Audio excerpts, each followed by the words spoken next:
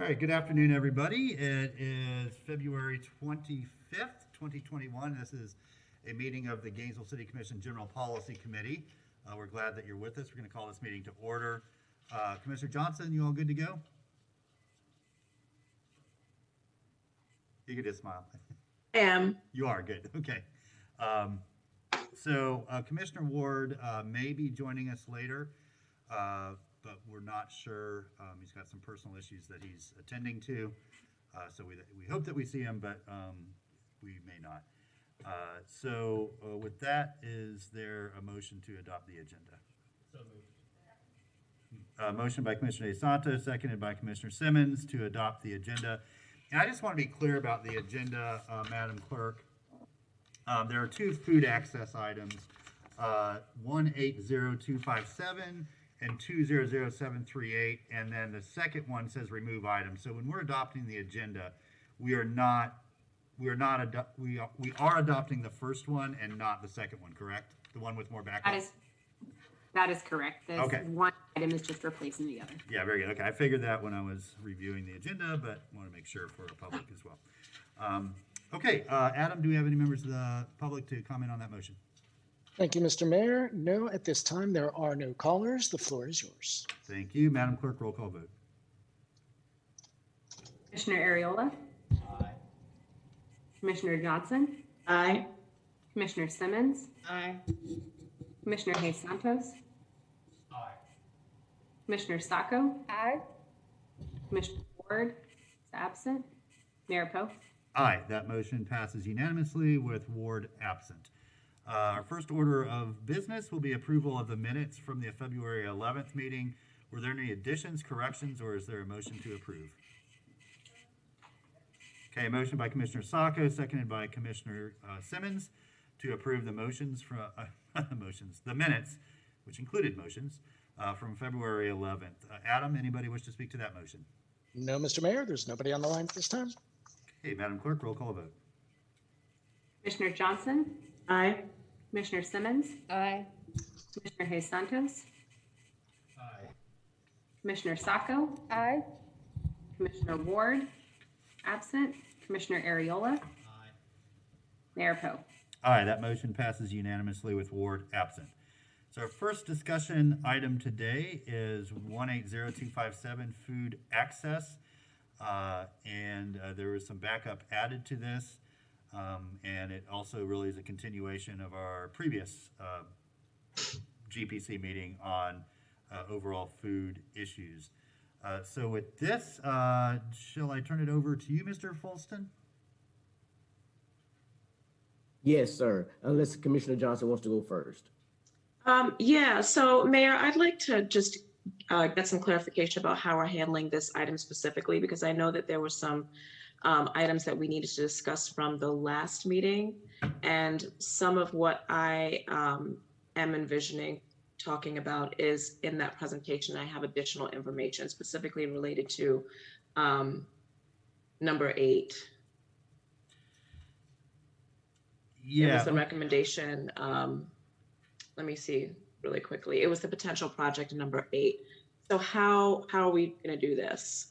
Well, I think we certainly need to make sure that staff has clarity for how we expect them to move forward.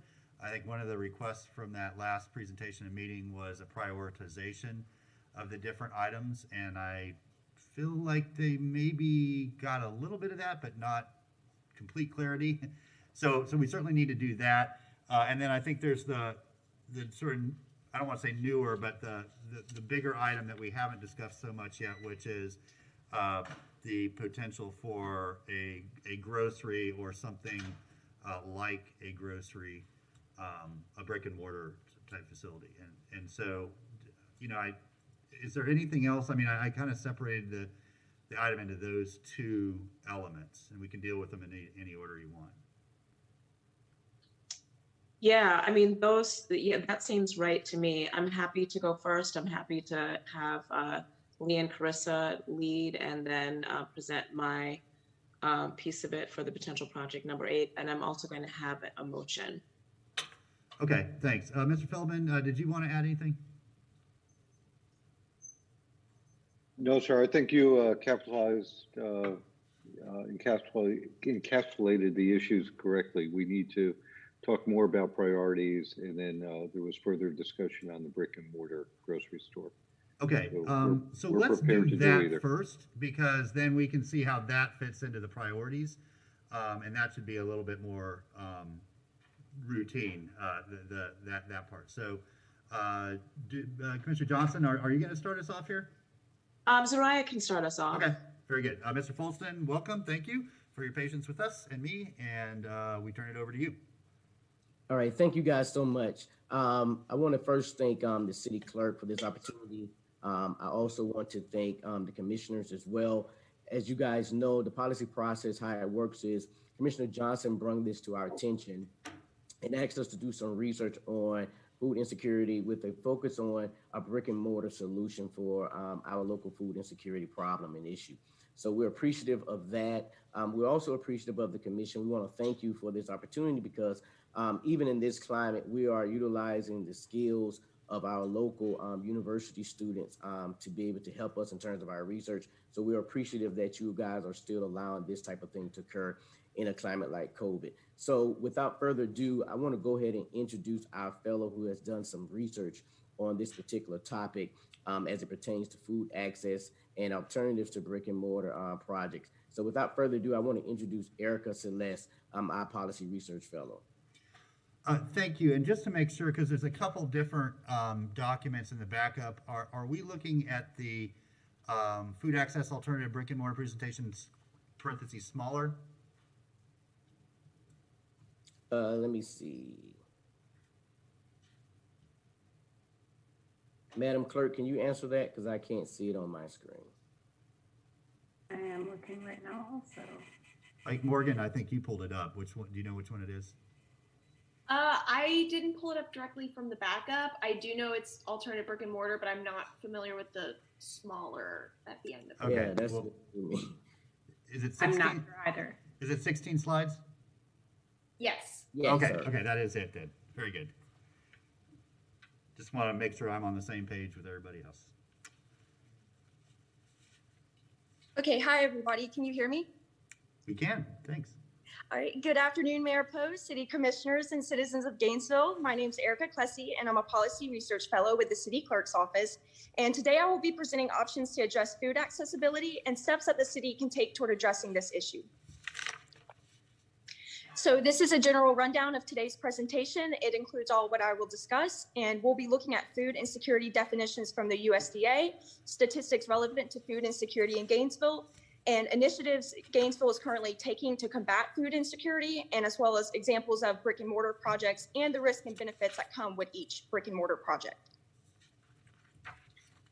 So the USDA's definition of food insecurity states that food insecurity is the limited or uncertain availability of nutritionally adequate and safe foods, or the limited or uncertain ability to acquire acceptable foods in socially acceptable ways.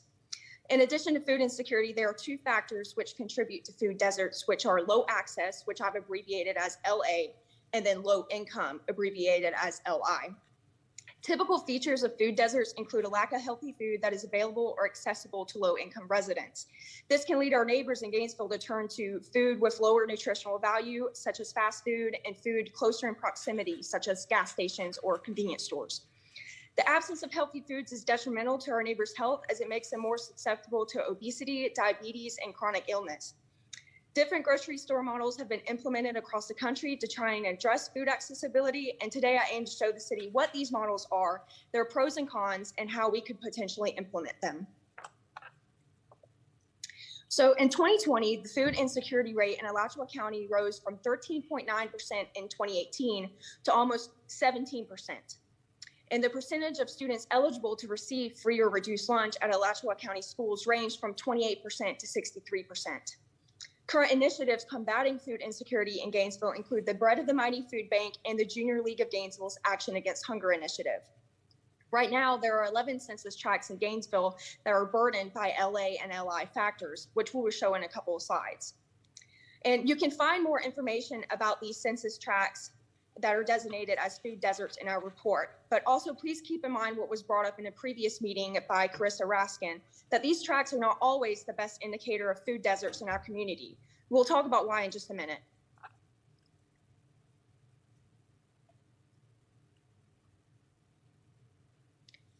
So to meet the USDA's definition of a supermarket or large grocery store, the store must have reported at least 2 million in annual sales and contain all the major food departments found in a traditional supermarket, which include fresh meat and poultry, dry and packaged foods, and frozen foods.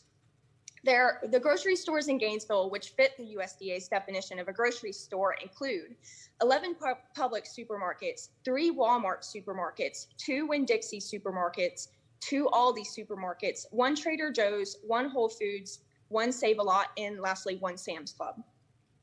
There are 3 grocery stores on the east side of Gainesville, which are Publix, Winn-Dixie, and Walmart, and we use 6th Street as a divider. On the west side of Gainesville, there are 19 grocery stores, which include Publix, Winn-Dixie, Walmart, and Aldi supermarkets, and then we have the Trader Joe's, Whole Foods, Save-A-Lot, and Sam's Club. There are also several smaller stores within the city limits, like an Asian food market or a Russian food market. However, they do not fit the USDA's definition of a grocery store, which is why they're not included in this count. So this is a little map I put together that shows West Gainesville's USDA census tracts. In my report, I included a legend that identifies each tract based on their color. The white numbers indicate which district in Gainesville each tract is located in. Earlier, I mentioned that tracts are not always the best indicator of food deserts in our community, and this is because the USDA defines a census tract as low access at 1 mile and low access at a half a mile if at least 500 people or 33% of the population in that census tract live further than 1 mile or 20 miles from the nearest supermarket. Additionally, a tract will be labeled as low income if the poverty rate is 20% or higher, or if the median family income is at least less than 90% of the median family income for the state or the metropolitan area. So this next map shows East Gainesville's USDA census tracts. As we can see, this tract in bright purple to the right of the map has Northeast Waldo Road or Florida State Road 24 running through it. This road's important because it not only has the only grocery store, Walmart, in East Gainesville located in it, so we can kind of start to make sense of why this census tract is so large. So this is an overview of the types of grocery store models we'll look at today, which include government-run for-profit grocery stores, nonprofit grocery stores, and for-profit or commercially run grocery stores. And we have included in the for-profit section the multi-purpose facilities and also Fort Heights public housing.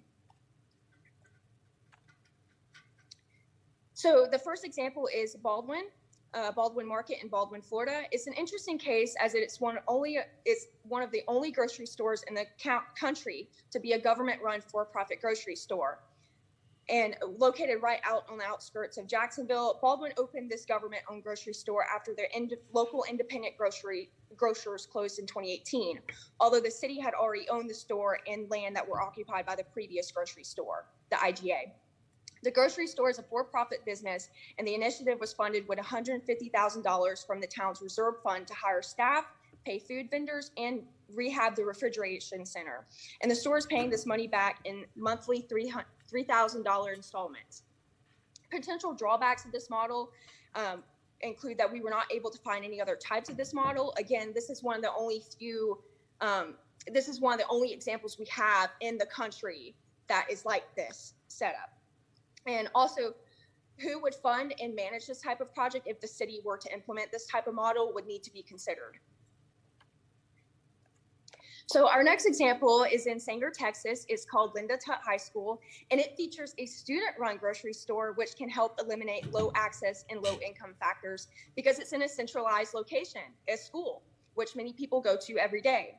With this program, students can pay for food in the school's grocery store through points, which are initially set based on family size. So of course, those who are really in need do have the opportunity to get food.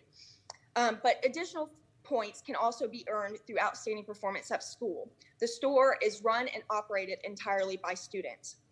There are potential drawbacks in pursuing this model, which would be its source of funding. Given that this type of model does not make a profit, the school-run grocery store model is reliant on donations. And so for Linda Tutt High School, they started up by partnering with First Refuge Ministries, Texas Health Resources, and a local grocery store to open their project. Can you still hear me? Yes. Everyone? Yes. Okay, thank you. So the next example we go to is in Chicago, Illinois, and we're looking at Chris Market, which is a for-profit grocery store established in the Ford Heights public housing complex. It's similar to Linda Tutt High School in that it has been established in a centralized location, again, an affordable housing complex. So people are already going to be living there, so it's very easy to access this store. The market was owned and operated by a for-profit social service agency called Catholic Charities. And again, because it's in a centralized location, Chris Market quickly eliminates the low access factor. However, there are a few drawbacks with this model as well, is that its success is based on its profit made, which could influence whether it eliminates low income factors because they may have to raise their product rates to stay afloat. Chris Market may not be in operation as of this presentation. My team and I tried to reach out to the Chicago Housing Authority multiple times, and unfortunately we did not receive a response in regards to the current status of the store. However, it is a good model to do further research on and consider. So now we look at nonprofit run mobile food pantries. Mobile food pantries like the North Texas Food Bank and the United Way of Southeastern Connecticut fall into the nonprofit grocery store model category. With the North Texas program, North Texas Food Bank operates a grocery store trucks that travel to low-income communities and food deserts in North Texas. The trucks carry fresh produce and also deliver to local churches and other organizations which provide food to community members. Families can receive up to 50 pounds of food per visit, and the program also helps families sign up to receive SNAP benefits. Looking at our other example, the United Way of Southeastern Connecticut Mobile Food Pantry is an extension of the Gemma E. Moran Labor Food Center. The mobile pantry operates in similar fashion to a farmer's market as they deliver fresh fruits, vegetables, and protein to families needing assistance. They distribute for 1 to 2 hours per location, and households are allowed to take a week's worth of food.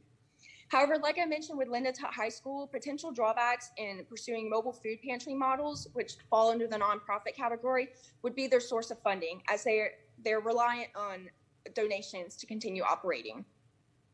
There are several positives to mobile food pantries, however, which include their ability to quickly eliminate low access and low income factors.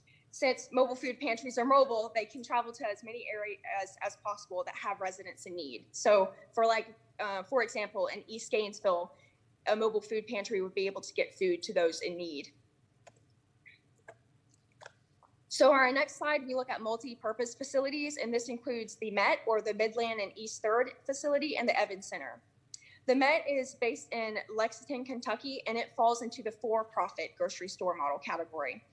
This grocery store model is expected to be completed and operational by the end of the year. And in addition to the for-profit grocery store providing healthy food options, the Met facility would also include apartments, retail space, and a restaurant.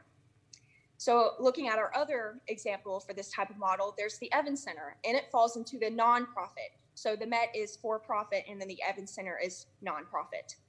So the Evans Center also includes a health center and a community room for job training and health and wellness education.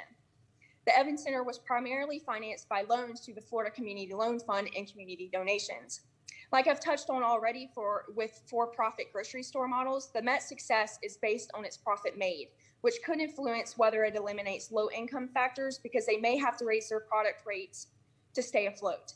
A benefit, though, is that the Met, like Chris Market, is a centralized location as people live, eat, and shop in this area.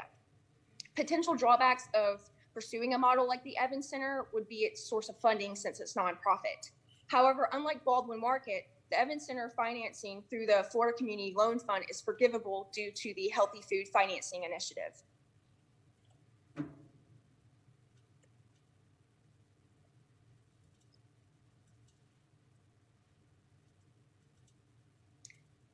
Additionally, benefits of the Met and the Evans Center are that they offer a variety of services, which include housing, health services, and spaces for job training and health and wellness education, which are most likely lacking in areas that are affected by low access and low income factors.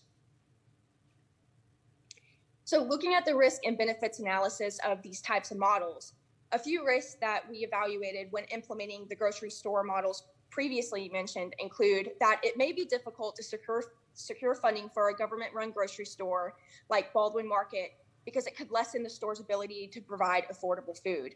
Well, which can lessen the store's ability to provide affordable food. And then convincing for-profit grocery stores to establish themselves in food deserts can be difficult because there's possibly not a lot of profit. There's not a large profit margin. Third, nonprofit grocery stores may take away business from existing stores or vice versa. And then nonprofit grocery stores depend on funding from outside sources, which can lessen the store's ability to provide affordable food. Now, looking at the benefits of implementing these different types of models previously mentioned include the potential to mitigate food deserts by limiting the low access and low income factors. And then the pressure to make an immediate profit is not as prevalent in a nonprofit grocery store, which receive government or community funding. And then multi-purpose facilities provide not only an accessible grocery store, but also other services that may be in need among residents. And then brick and mortar programs can increase employment opportunities. So looking at the housing complex in Chicago, people who lived in that complex were able to work in that area as well. They were able to work in the store. And then lastly, another benefit would be that crime rate may possibly go down because there's more opportunity. There's more accessibility to food. There's more opportunity for jobs and so forth. So this is an overview of where we're at in this process and what the next steps forward might look like. If the GPC wishes to proceed, the next step would be to move this project into phase 3 timeline development. And then lastly, please share any thoughts or questions you might have so that we can better address food insecurity in Gainesville. And thank you all for your time and patience and listening. Thank you. Thank you, Erica, for that presentation. Thank you so much. Again, now we're turning it over to Commissioner Johnson. There we go. Thank you, Zariah. Thank you, Erica. Thank you to the policy research team for doing this presentation for us. I'm going to say a little bit about why we're here today, and then I'm going to put a motion on the floor for discussion. So I will tell you that my goal, and we've been talking about this for at least 2.5 years since I've been on the commission, is to create a community-owned and operated grocery. And a community-owned and operated grocery is a food justice issue, and it's also an integral part of our development strategy on the east side of town. So I imagine this grocery will be a highly active space that will create local jobs and will support our local farmers and food businesses as well. And when it's done right, which it will have the multiplier effect, which means that it will be a pollinator for new food businesses, and it will circulate money right here in our local economy instead of it leaving town. It will be part of the fabric of our physical and our socioeconomic health of our community on the east side. I'm happy to, hear some of the thoughts from the commission, and then I can put a motion on the floor. Excellent. Thank you, Commissioner Johnson. We do have some lights, so I will, after we get the questions out there, I'll turn back to you for a motion. And thank you to the fellows that did the research work on this as well. Commissioner Simmons. Thank you, Mayor, and thank you to the fellows and the policy team. Have you all decided or thought about having a sociologist or some other type of research information into this policy to help with the development strategy?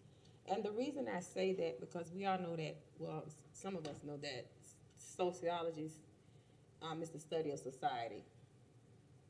So let's really take a deep look at how the lack of grocery stores, how all of that plays a part into health and well-being. Let's do a deep dive into behaviors and really put some meat on this, because we talk about there's a lack of grocery stores, and that's the God honest truth. We know that.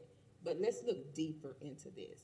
How is this really impacting our community? How is the behaviors and the how is this transpiring into generations? And just looking at it as take a big piece of it and just analyze the impact and the effect of not having a grocery store and what that really truly means.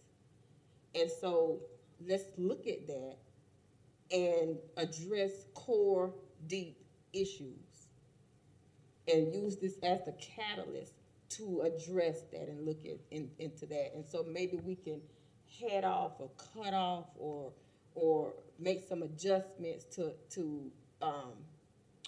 redo patterns, because it's a pattern. Something is going on. It's a pattern. And I think if we look at just saying, okay, let's just put a grocery store over here that's going to fix this. But there's something deeper going on. And let's really take this opportunity to look at what's the root cause.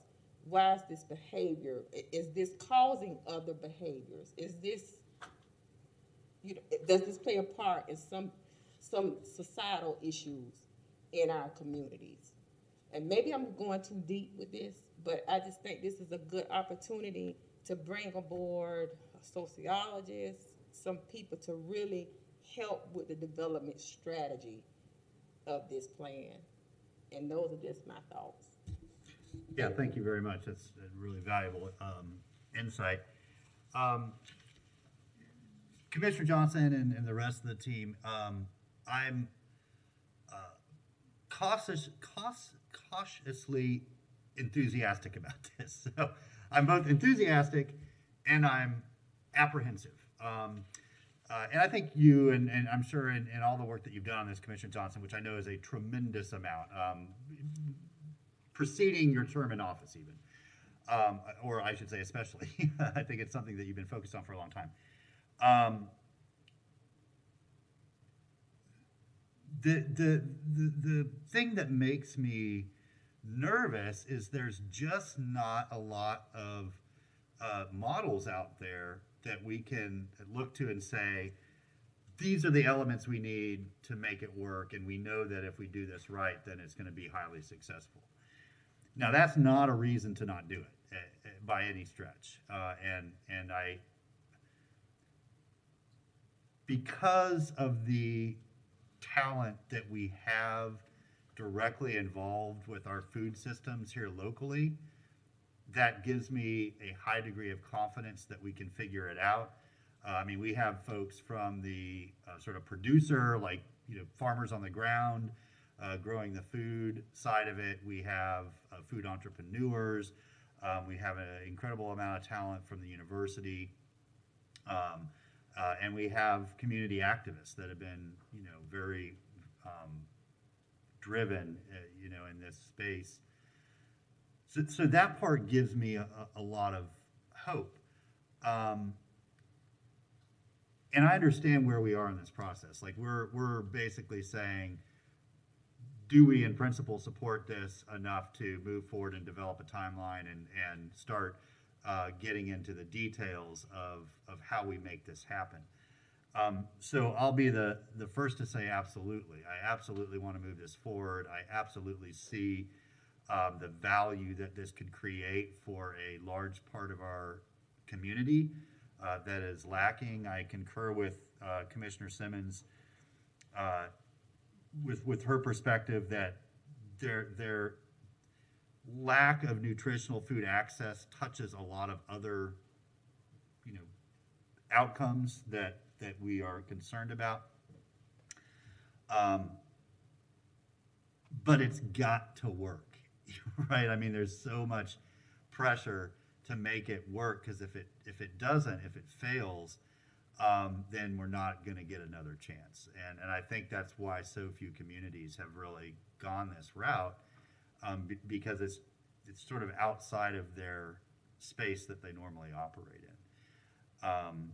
So I share all of that with you to ask for your perspective on how you see this moving forward, and like what we need to do and what some of the sort of obstacles or speed bumps will be. just so I'm aware of those, and I can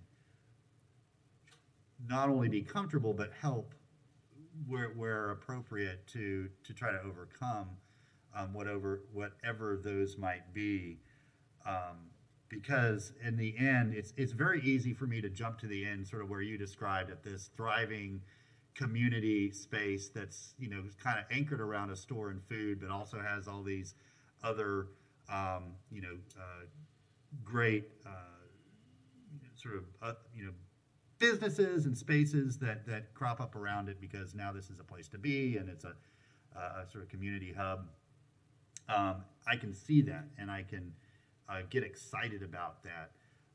It's just the between today and 1 year into its operation, where everybody's meeting for coffee and treats at this new awesome place. That's the roadmap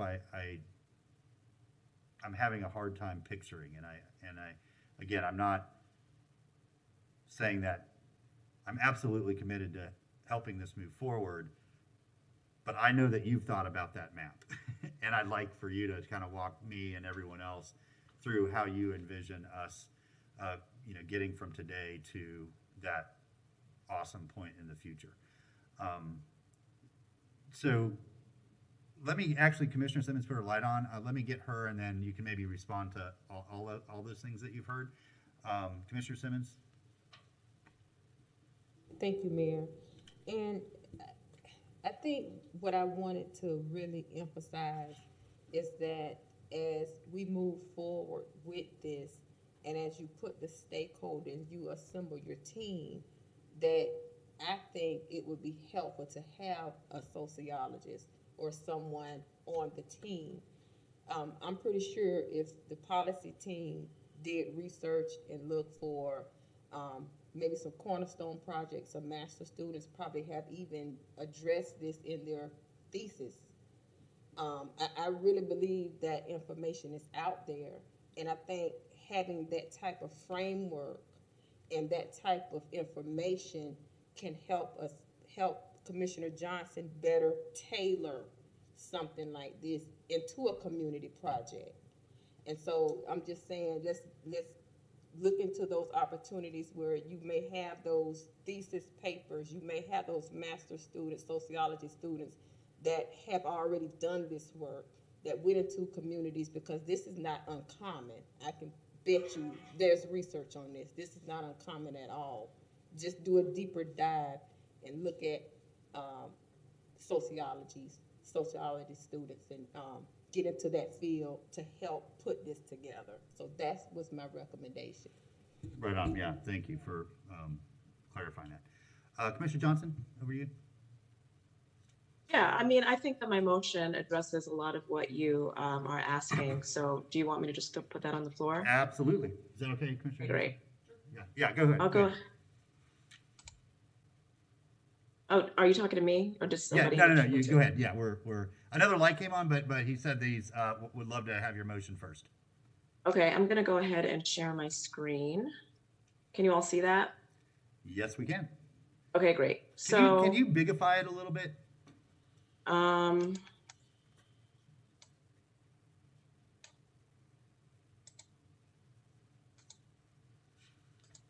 Is that good? More? Yeah, that's probably good. Thank you. Okay, so the motion is as follows. One, there's 7 parts to this. Is that the city manager to identify a funding source and placeholder in the amount of $3 to $5 million for a community grocery, and this can be anything from the CRA to the forgivable loans from the First Community Development Corporation. That's not my area of expertise, so I can leave that up to the city manager. 2, have our Office of Community Communications and Engagement coordinate with the Grace Grows Community Food Planning Project to assist in planning and executing a community engagement process that will be driven by the people primarily served by the grocery. And we're talking on the east side of town. I have some preliminary conversations with them, and they are excited about potentially helping with this process. And this process should include, but not be limited to, the following: define and develop a definition and shared understanding of a community grocery, community visioning process, which would be what the important considerations are for developing a community grocery to serve the east side of Gainesville and ultimately the eastern part of the county. Examples would be a cafe, a supervised children's area, prepared foods, live in-store performances, etc. Community identified locations. So the question that we would ask here is, where do we think a grocery store is most needed? And that would be identified by the community through this community engagement process. The ownership model. And I would ask that we would give different options for types of ownership models and operations models as well. Part 4, research and come back to the commission with a mechanism for accomplishing this goal. There are many ways. I don't know what the best one is, but I think some more research can be done on this. I included an RFP from Louisville in the backup. That could be a way to approach this. We can also approach it by assisting organization in building capacity to lead this effort. It could be a public-private partnership. It could be government-run, etc. 5, the city. So there's going to be a community-wide identification of potential locations, but there should also be a city-wide process to identify locations, potential locations for a community grocery, with a focus on publicly owned land, either by the city, by the county, and the school board. 6, have a conversation with the county about ways to collaborate, since the location of this grocery will likely benefit the eastern part of the county, such as Hawthorne, Micanopy, and Waldo. Identify funds to conduct a leakage study. And major grocery stores, they pretty much reject the opportunity to locate in the eastern part of our city because of a misperception that these neighborhoods, they lack spending potential. Everybody eats, right? So this leakage study will help us to understand where people are shopping and how much money is leaking to other areas of our city and also out of town. And I believe that a leakage study will ultimately show that there is sufficient spending power to support food retail, as well as address issues deemed important by staff of the commission. So I think what Commissioner Simmons mentioned could also be included in this leakage study. And that is, that's the motion. I'm gonna go ahead and, I know that nobody has this, so I'm gonna try and I'm gonna stop sharing my screen. And I'm going to email it to, I'm gonna email it to the clerk and also you all right now, so that you all have it in front of you. It should only take a couple seconds. Okay, thank you. And Commissioner Johnson, Ms. Kessler is our clerk today. Just, I don't know if you were aware of that or not. So if you'll email it to her, she can pull it up. Okay, it's not popping up because my Google. So can you just read that out, Marie, please? Your email? Or if you also just want to send it to Tammy. Okay, I'll do that. Thank you. Okay, there's a motion on the floor. Is there a second? Okay, Commissioner Simmons seconds that, Ms. Kessler. Is that, are you concluded for now, Commissioner Johnson? I am, thank you. Okay, thank you very much for all of that. Commissioner Hayes Santos. Thank you, Mr. Mayor, and thank you, Commissioner Johnson, for your work on this. I do think that a brick and mortar grocery store in some format is needed, and I think it probably has to be somewhat governmental supported to make sure that it does occur in eastern portion of our city and in our food desert areas, mainly because I think it's shown that the private side won't do it or has had issues doing it with their current models. One area I'm gonna bring it back to, and I know I do this a lot, but the zoning has a huge impact on our food deserts.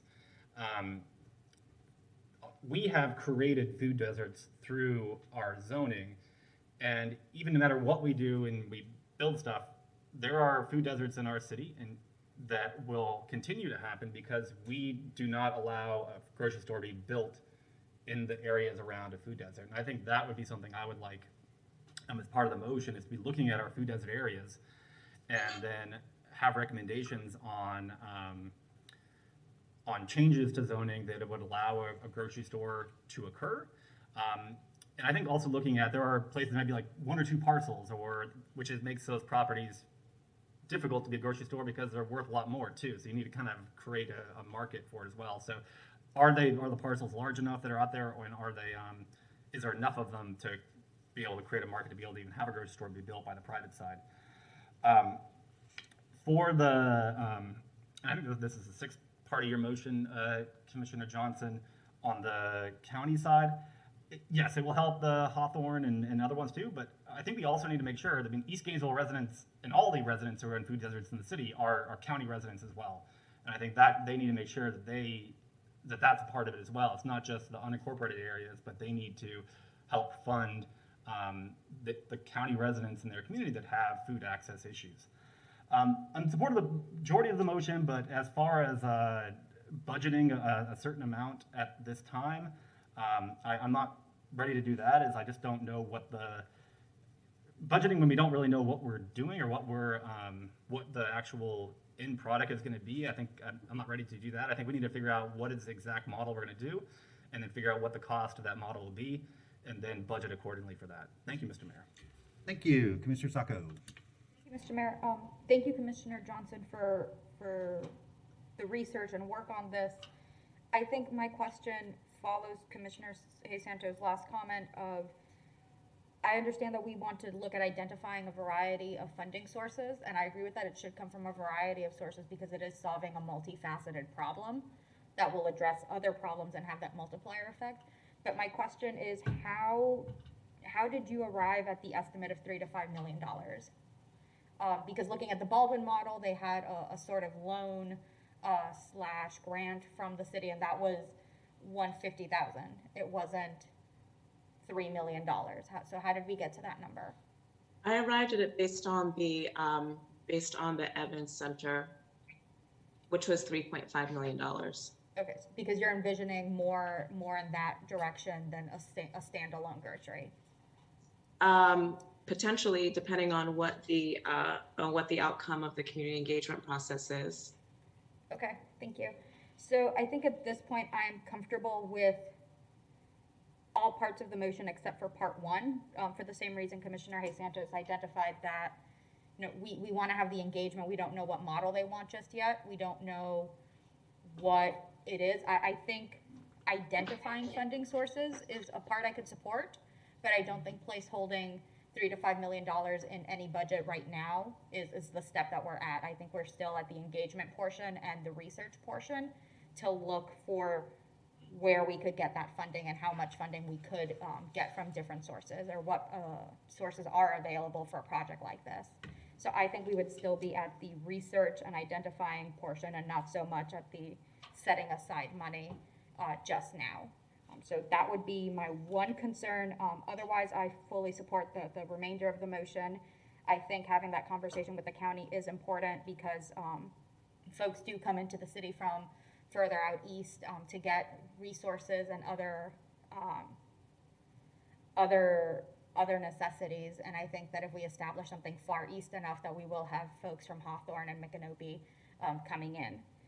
But otherwise, I support everything else. I just don't think that we're at a place to set aside or to placehold $3 to $5 million. Thank you, Mr. Mayor. Thank you, Commissioner Simmons. Yeah, and the reason I do support this, and just want to, you guys talked about the 3 to 5 million, and you're hesitant towards that. And the reason I do support it is because I'm comfortable that we're in the CRA district. The need is in the CRA district.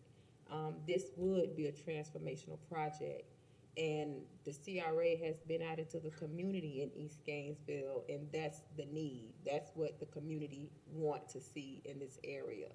And so I just wanted to let you know that because of that factor, that we have been out into the community, we have done surveys. This is what the community want. We want transformational projects. We want things to make an impact in East Gainesville, and we do have the monies to make that happen, and that's one of the main reasons why I support this. Thank you, Commissioner. And I'm gonna do my best to play the role of consensus builder here, because I'm not ready to say we're going to spend $3 to $5 million, out of general fund on this next year.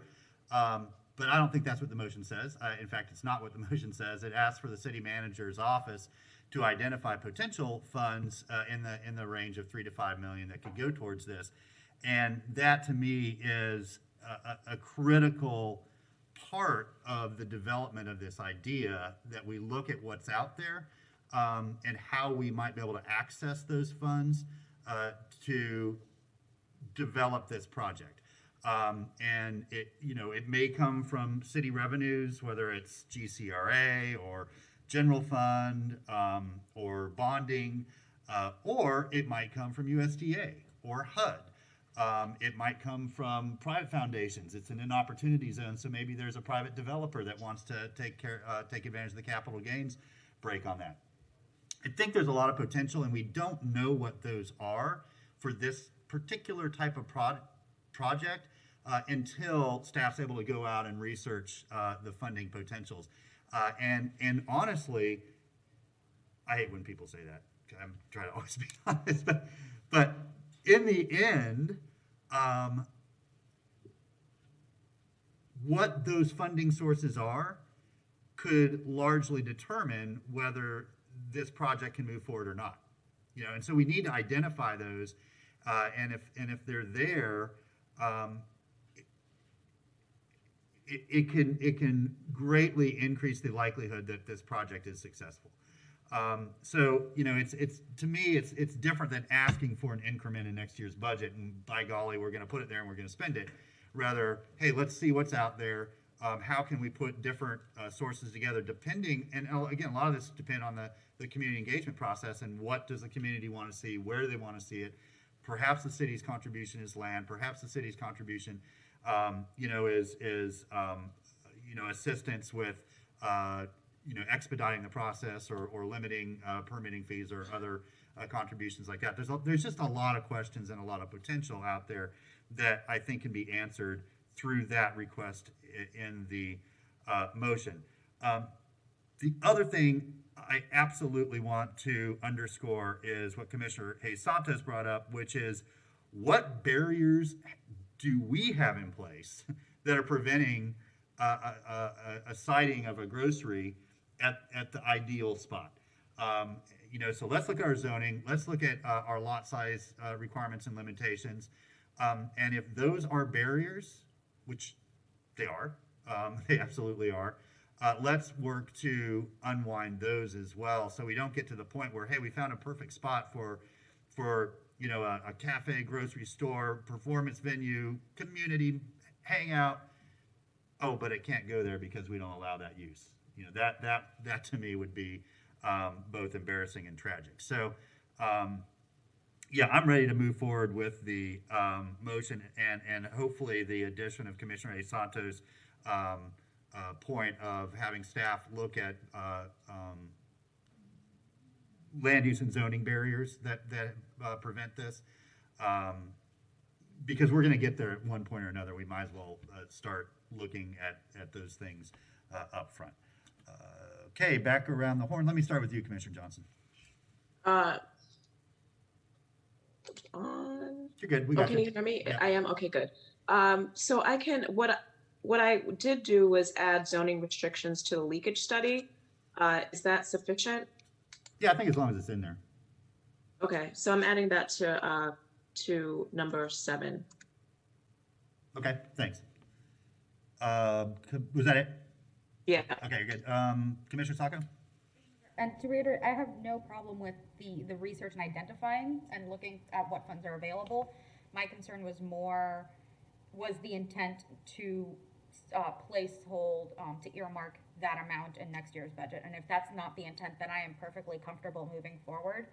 I do have one question, and one day I'll probably remember the answer, but can somebody remind me just how much money we have in the GCRA?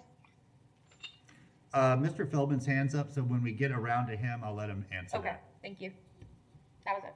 In case he needs to make a text to Ms. Vidalfin or Ms. Ramos. Commissioner Hayes Santos. Thank you, Mr. Mayor. I'm good with identifying what funding sources out there, but the motion had putting placeholders in the budget, and that's where my concern was putting a placeholder in the budget, because that's in essence budgeting for it. So if it's changed to identifying what the sources are out there, I'm definitely supportive of that, but not actually placing it in the budget right now. I guess I'd like to get a little better understanding on the leakage study, and I guess maybe even having, I guess that is kind of to the broader question on that last point of, I guess, what are the restrictions that are kind of reasons why people aren't doing their, I don't know if it's making that last one a little broader, and maybe there's a leakage study, maybe there's something else or added on to that as well. I guess trying to give staff a little bit of like looking, I guess, more broader of looking, what are the reasons why it's not happening or not occurring as well. I guess that's kind of what Commissioner Johnson was talking about, adding that portion. But I just want to make sure that's all for the whole entire, all of the food deserts, not just an eastern portion of the city. Thank you, Mr. Mayor. Yeah, thank you, Commissioner Johnson. I'm thinking there, if there's some language of identifying barriers to access to food and grocery stores in underserved areas, because we're not using the term food desert, right? We're trying to, because that has a specific federal definition. Anyway, if we can do identifying barriers to access to food and location of groceries, I think that covers that. I'm going to add that as a separate part, because a leakage study is usually geographic. So I'm just going to add that as 8. Okay, that works great. Thank you, Commissioner Ariola. Thank you, Mr. Mayor. I'm prepared to support the motion, mainly for the reason that we have been talking about this for a little while, and I want to see significant progress from the point that we're at. But I do share a lot of the concerns that have been shared, particularly with the model formation and how that relates to the funding allocation. Because for me, the main key to this is the partnerships. That's going to be the main key. And those partnerships are going to be from the community. And so whenever I think about how these programs initiate, I think about the order of operations. And I think when you start at the very front with a price tag which has not been sussed out, my concern initially is, are we pigeonholing ourselves from partnerships or to certain partnerships because we put a price tag on it already? And so that's my initial concern. But like I said, I want to see significant progress on this. I think that this motion initiates that progress that I would like us to see. But the main questions of my mind continue to be, what's the model going to be? Who are our partners going to be? And ultimately, it is going. We are going to have to, because this is going to be initiated by the City Commission. We are going to have a significant amount of financial contribution to it. But the difference between $3 and $5 million is significant, and so we don't know which one it is yet. So my problem is not that one day we may end up spending $3 or $5 million for this. That's not my problem. My problem is, what is the message people are receiving in the community that we don't exactly have that sussed out? And so I'm not going to get hung up on that today because I don't think it's a sticking point, but it's something to think about as we go forward, because until we're able to answer questions about the partnerships, and that includes not just labor, organization, leadership, that includes funding partnerships. Until we have that more clearly defined, I think we need to be cautious about the numbers that we put out there until that's been refined, is the word that I'm going to use.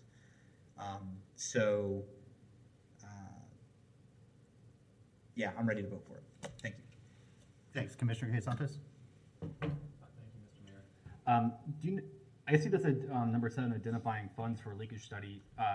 Is this, I guess your intent, Commissioner Johnson, is for staff to figure out what it's going to cost and then bring it back to us, or for the staff to move forward with the leakage study? No, to absolutely bring it back to us. Okay. I guess on the zoning portion, I don't know if that has to be a part of the leakage study or not, because it might just be separate things. I put it as separate. I put it as 8. Okay. Thank you, Mr. Mayor. Thank you. Commissioner Simmons. Can we just get the motion on the screen? Yeah, I think as soon as we get done Okay. modifying it, we can put it back up. I think Commissioner Johnson's been amending it as we go here. So yeah, we'll do that. Let me go over to Mr. Feldman. And so Mr. Feldman, I think the first direct question was a balance of funds in the GCRA. And then I think you wanted to comment on maybe some other aspects of this. Sure. So, Mayor, Commissioners, we get about $7 million a year in revenue. We've had 1 year of GCRA at this point. We've spent some of that money, but not a lot. We're now in the second year. So you probably have at this point, somewhere between 12 and 13 million that's in the special revenue fund for the new GCRA department. You have just a couple $100,000 left in the East Side TIF. So that's not really a potential funding source for us. But I do need to caution you that you can only spend the CRA dollars once. And we have a lot of projects that everybody has their eyes on for those revenues. So whether it's the 8th and Waldo project or job center creation. So we just need to be careful that we're conscious that overall in the next 10 years, that budget is rapidly getting committed for. And that may be a discussion that you have to have at your joint CRA advisory board city commission meeting as to what the priorities are, and make sure that the advisory board is aligned with what the commission's ideas are with regard to that.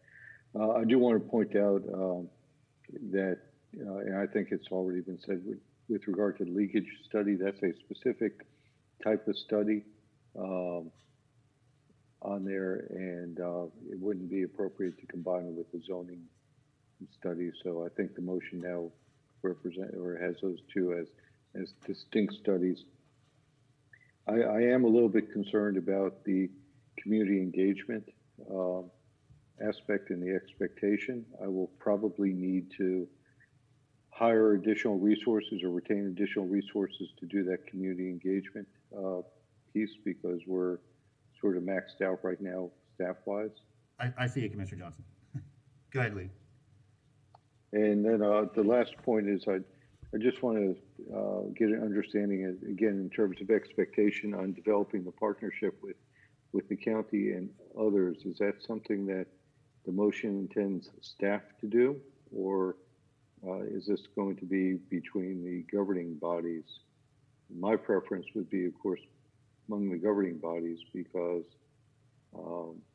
we have not, a project of this magnitude really needs a commitment from the governing bodies, and not just done at a staff level before staff gets involved in those discussions.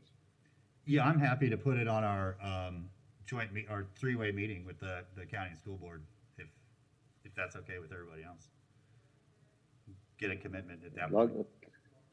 Yeah, there's a lot of items already for that. Yes, there are. I know. So. It's gonna be a long meeting. If it's already a long meeting, then it's still gonna be a long meeting, right? Commissioner Johnson. Thanks, Mayor. Lee, I had a preliminary conversation with the folks over at Grace Grows, and I think that they have the resources to be able to carry out some of this community engagement process, a lot of this community engagement process. So I think at most, it will be a matter of our department kind of consulting with them, but they certainly have the manpower, they certainly have the will, they certainly have the want to be able to do this. So I would just suggest that maybe you have a conversation with them first before we commit additional resources to that. And also, I think it would be best if we can at least initiate the conversation between you and staff right now, but then have this follow-up conversation, which I'm hoping to also get an update from the motion that Commissioner Prizzi and I made last time, just an update about how all of that is going, and have this piece be a part of that as well. Yeah, that's a good point, Commissioner Johnson, because you know, we do have an advocate on the county commission that's also working on this, so it's not as if their elected body isn't focused on this as well. And that does make a big difference. And I think, you know, with the engagement part, I don't want to just say we're going to leave it to Grace Grows and assume that that will be done, you know, effectively. I believe they can, but I guess what I would want is an update, like in 3 months, you know, at one of our GPCs, as we get an update on the progress of this, what that looks like, and that then would give me comfort in knowing that it was, you know, fully developed and being executed, and we're good. And you know, I agree. If it just can be not just our communications team did a phenomenal job with the state of the city, and I don't want to minimize any of the work that they do, but it probably is going to be like helping communicate outward using our different you know, channels to help with the engagement. So through social media, through our email blasts, through you know, other means that they have to assist Grace Grows in getting the word out. But it sounds to me like that's a perfect sort of partnership to do it. I know that Grace Grows is deeply rooted in the folks that we're trying to serve and how to best do it. Commissioner A. Santos? Thank you, Mr. Mayor. Two things. I'm wondering, should we send a letter from the mayor to the county commission, kind of giving them a heads up that we would like to talk about funding a grocery store together, just so they're kind of showing that the city commission's behind it? And then the second point is for Commissioner Johnson.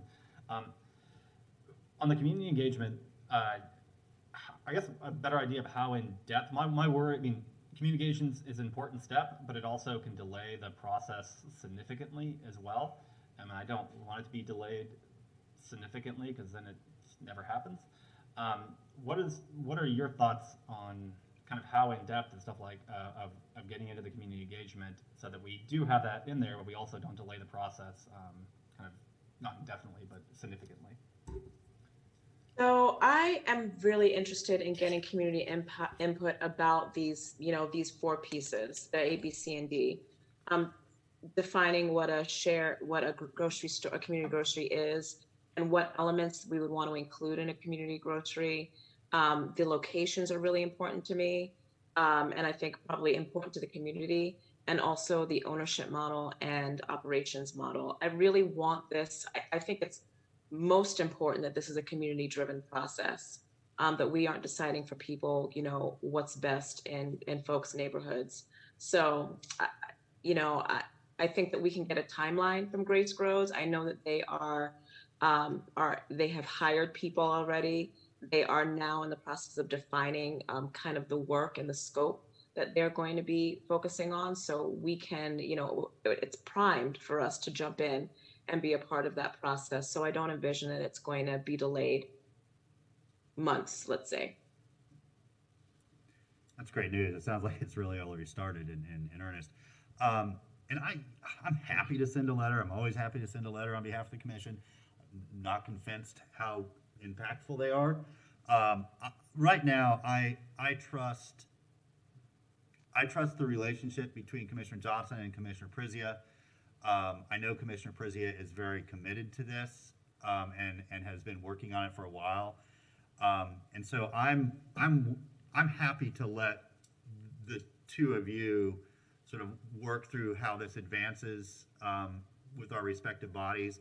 And then I would just ask if there is a problem, if there's a delay, if there's a you know, any issue of things getting stuck, then let me know, and we can sort of formalize that at that point. But I think sometimes to allow things to work organically and, you know, not from the top down can be beneficial. So we're just going to trust you, Commissioner Johnson. If you know, if there starts to be resistance or pushback, then just bring it to our attention, and we'll figure out what to do from there, if that's okay. Okay, so let's throw the amended motion back up, and then we'll go to public comment.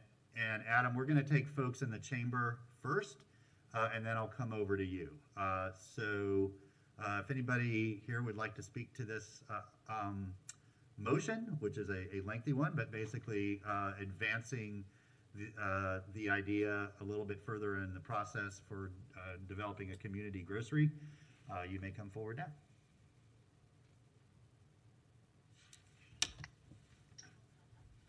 I'm John Shepard, Welcome. People's Representative, and I say we move through with this with Godspeed.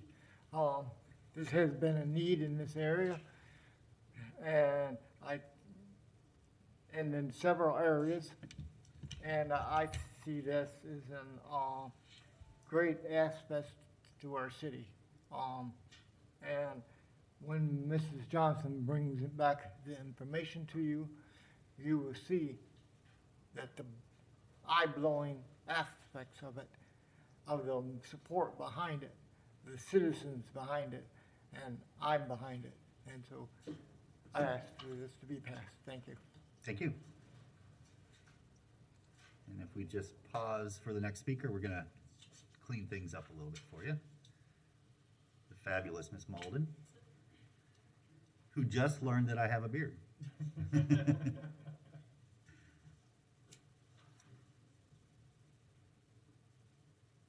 Thank you. Come on down. Welcome. Hello, my name's Alusha. This didn't get reset. Okay, there we go. Yeah, I'm a permaculture designer, and this is like a really, really exciting idea to me. I've been involved with Grace Grows, and I came here not really knowing that Grace Grows was involved with this. I think that, yeah, there's a lot of really intelligent people that are a part of that group, and having them involved with this project is, I think, a really great idea. Ms. Simmons, I loved you bringing up the potential to like look at the deeper things that are being addressed, and like connecting into then other initiatives through understanding how like deeply this issue can impact the community and address issues of our collective past and consider the future. Part of that, like one thing that I would think of in thinking about addressing the future is like how could like thinking about climate change be a part of dealing with this issue, just as a like assessment. I think that the intention to have this be a community-driven project where like the community that is being impacted by this is a part of the design process,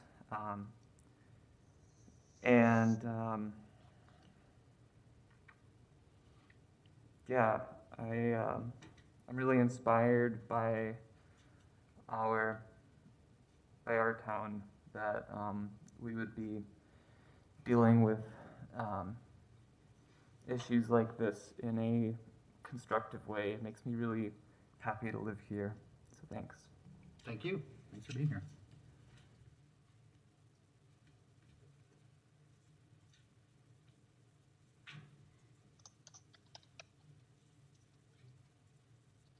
Thank you, Ms. Malden. Welcome. Oh, I keep forgetting not to touch that. Hard, isn't it? Hard, old habits. I'll just stand on my toes. I live in what's been exogenously redubbed the Power District, very near the community garden. And yes, that's the house that burned, but I still live near there, just a block away in an apartment. And I remember when that garden was set up, that the neighbors in that neighborhood petitioned vigorously and got a garden, community garden on Southeast 4th Avenue between 5th Street and former 6th Street, set up by the city instead of what would have been a heavy equipment yard by GRU. And that's been an important plus for the neighborhood and for lots of families getting their food from that garden. And at that time, that was supposed to be the flagship of a citywide program of community gardens that was just kind of quietly and unceremoniously dropped at some point. And a few other entities have done community gardens since then, but I wish to see the city get back in the mix. Back then, the city came out and did the initial plowing, put in water lines and still covers the water meter, and gave us the fence materials. And it was supposed to be a 5-year experiment, I think they said at that time, which was going on 20 years ago. So clearly everybody understands you can't touch this.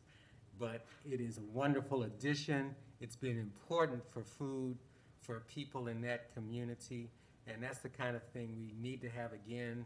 There's plenty of open spaces around the city that could be producing food, and the city could really help facilitate that. Okay, thanks, Adam. Over to you. Thank you, Mr. Mayor. At present, we have 3 callers. Then the may call in. The first of those callers is Kip Hayes. Kip, you have 3 minutes. Hello, my name is Kip Hayes. I'm the property owner of the Russell's Barbershop. Used to be formerly Russell's Barbershop, the 1700 blocks of Northeast Gainesville, right across from the Clarence Kelly Center.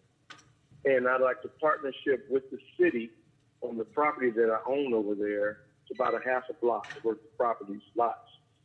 Partnership with the city for that particular use of building a grocery store or whatever else the city would like to do. I just want to offer my support to Mr. Feldman and the city commissioners. If they need anything from me myself, they welcome to get in touch with me, but my property is available. If the city would like to partnership with me, it'll be an easy transition. I'm sure we can work something out. That's all I needed to say. Thank you, Mr. Hayes. Next on the line, Ms. Nancy Darren. Ms. Darren, you've got 3 minutes. Thank you, Nancy Darren. This is fabulous, so important. The time is now. Absolutely really encourage that we shift our language from food desert to food apartheid. What we're looking at is a result of current and historic racism.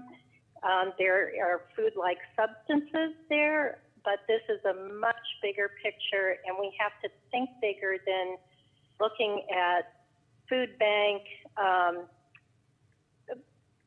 kind of short-term and Band-Aid solutions.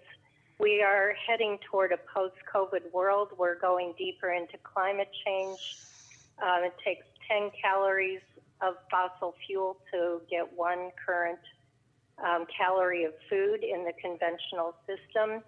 So this is a huge driver for economic development, for place-based development that won't go anywhere, for health. Just, you all know, it's a lot bigger picture. Self-help does have additional models and plans, and I had gotten this fabulous set of questions that they utilized in some of their grocery store development work around the country, which I'm trying to find. The Biden administration and USDA are really committed to local food, local economic development, and are starting to look at ways to pour. I expect from all the calls I've been on with policy lately that there will be monies available for various aspects of these kinds of projects. There are even things like DPOs or direct public offerings, which the People's Grocery in East Oakland used raising money from the community. Greater Duval Association and Carla Miles developing the CDC. These are existing resources with already having asked questions and done strategic planning. And the economic potential for this has been documented all over the country. One example of a leakage study done in West Oakland, about 23,000 people, I think, very low income, no transportation, schlepping heavy grocery bags. There, in the leakage analysis showed a $43 million a year in grocery purchases alone were Nancy? leaking out of that community. Nancy, we're running out of There are time. We're running out of time, Yep. Nancy. Okay, so there are many others, Food First and other meta-analysis. There's a ton. Nancy? We're poised. Let's go for it. Thank you. All righty. Next up, Tommy Dial Gray. Mr. Dial Gray, you have 3 minutes.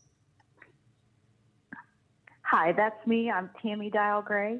Sorry, Tammy. And I would like to thank Commissioner Johnson and Privia for working on this.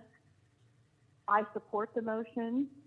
I feel that this is a social justice issue and that the plan to hear from our stakeholders is most important. I would like thought to be given as far as sidewalks and access for people to be able to walk to the location. I don't know how that gets included down the road, but I just want to raise that as a concern. And I would like us to move forward as quickly as possible on this. Thank you. Thanks, Tammy, and apologize for for using the wrong name. Mr. Mayor, that is the last of our callers. The floor is yours. Okay, thank you. Commissioner Johnson, back to you. Thanks. I'm going to make a really a minor change, and that is, and it was brought up from what Nancy said, is that the community visioning process. I just want to add as an example, farm fresh, local farm fresh food. Okay, there's no big objection to that. Okay. Okay, very good. We still have the other part of this item to go. I just want to remind everybody, but let's go ahead and vote on this motion. Madam Clerk, roll call vote. Good. First off one. Yeah, we're going to split this.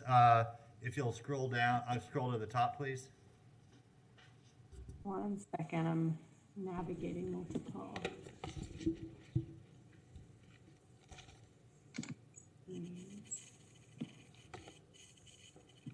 Okay, thank you. So we're going to split this. The first vote we will take is for number 1 on the motion, for the city manager to identify a funding source and placeholder in the amount of $3 to $5 million for community grocery. Roll call vote. Commissioner Simmons? Aye. Commissioner Hayes Santos? No. Commissioner Ward? Absent. Commissioner Sacco? Aye. Commissioner Ariola? Aye. Commissioner Johnson? Aye. Mayor Poe? Aye, that motion passes 5-1 with Hayes Santos in dissent and Ward absent. Okay, the next vote will be for the balance of the motion, Madam Clerk. Commissioner Hayes Santos? Aye. Commissioner Ward? Absent. Commissioner Sacco? Aye. Commissioner Ariola? Aye. Commissioner Johnson? Aye. Commissioner Simmons? Aye. Mayor Poe? Aye, that motion passes unanimously with Ward absent. Okay, up next we have the basically the prioritization list. I don't know how we want to handle this. If Mr. Folston or Ms. Raskin, you know the points of clarity that you need from us, or Mr. Feldman. I see all of you have come in. So, Mr. Feldman, let me defer to seniority first. And then if Ms. Raskin can help us as well, we'll ask for her assistance. Yes, so that's exactly where I was going to go, Mayor. I don't think we need to go through the entire list again. that we did a couple weeks ago. But any help that the commission could give us in telling us, of these many projects, which ones resonate the most to you, so that we can determine how we're going to resource those, because certainly we can't do them all at the same time, and so we need a little direction. Okay, thank you. We only have one Carissa right now. Yes, as mighty as she may be, she still only is one. Okay, so I've certainly got some thoughts, but Commissioner Simmons, let's start with you. I'm wondering, what's the item number, the agenda? It's the same one, and I guess the sort of backup would be, it's what we had 2 weeks ago, the Commissioner Simmons, this presentation. Okay. It's like 36 slides, it's got all the different points in there. So here's where I am. With the action we just took, that's an enormous lift, and one I'm excited about. But what that means is, with the rest of our staff time and resources and community time and resources, I feel like we need to find the items in that list that are discrete and achievable within the calendar year or the remainder of the fiscal year, and really try to move some of those forward and get them implemented. Because I feel if we pick up 2, 3 other really big items, we're not going to get any of them done. So let's really focus, to me, on the grocery, and then I'm trying to find.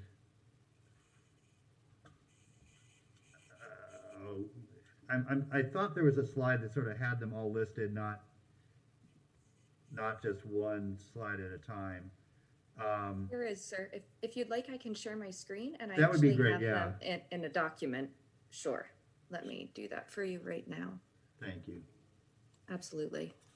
And one other thing I can do for you, if it would be helpful, is I can provide a brief update on certain items that are included in this list based on the discussion that we had in January.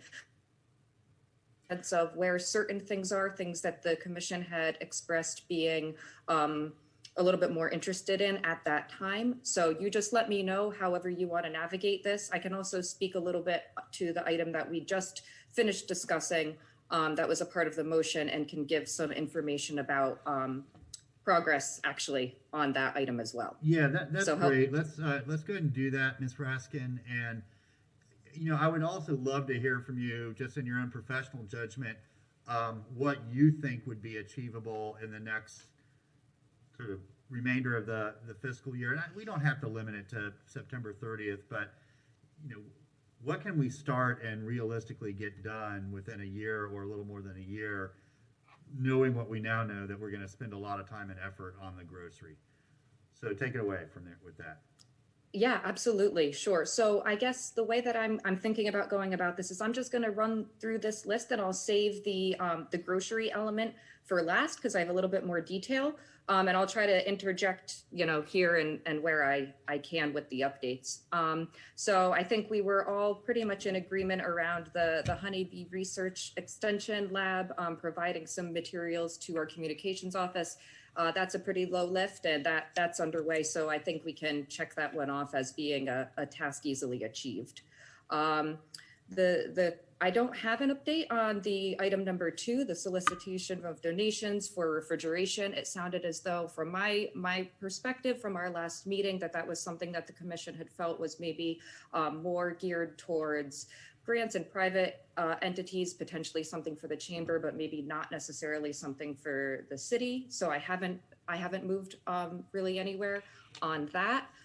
Certainly could put in for grants, but with the grocery now being on the docket, I'm not sure.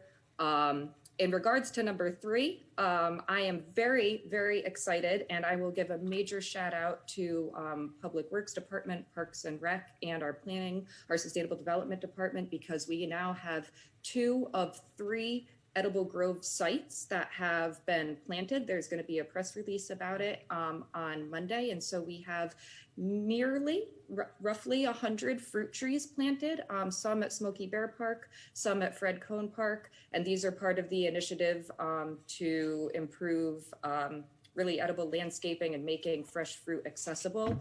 This was just a pilot and we were able to utilize tree mitigation funds for it. And so that project is underway as well.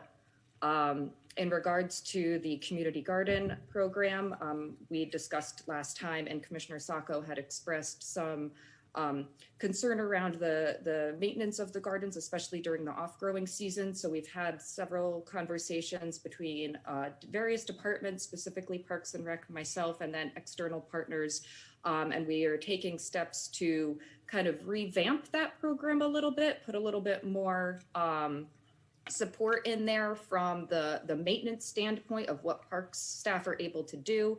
And then also really fostering a partnership between Working Food, UF-IFAS Extension Master Gardener volunteers, and the University of Florida Family and Nutrition Program. They're actually able to provide and create some training specific to community gardens that can help to have our participants and our site coordinators be well-resourced, and we'll be revamping the website to make resources that can help those community gardens be even more productive and successful do just that.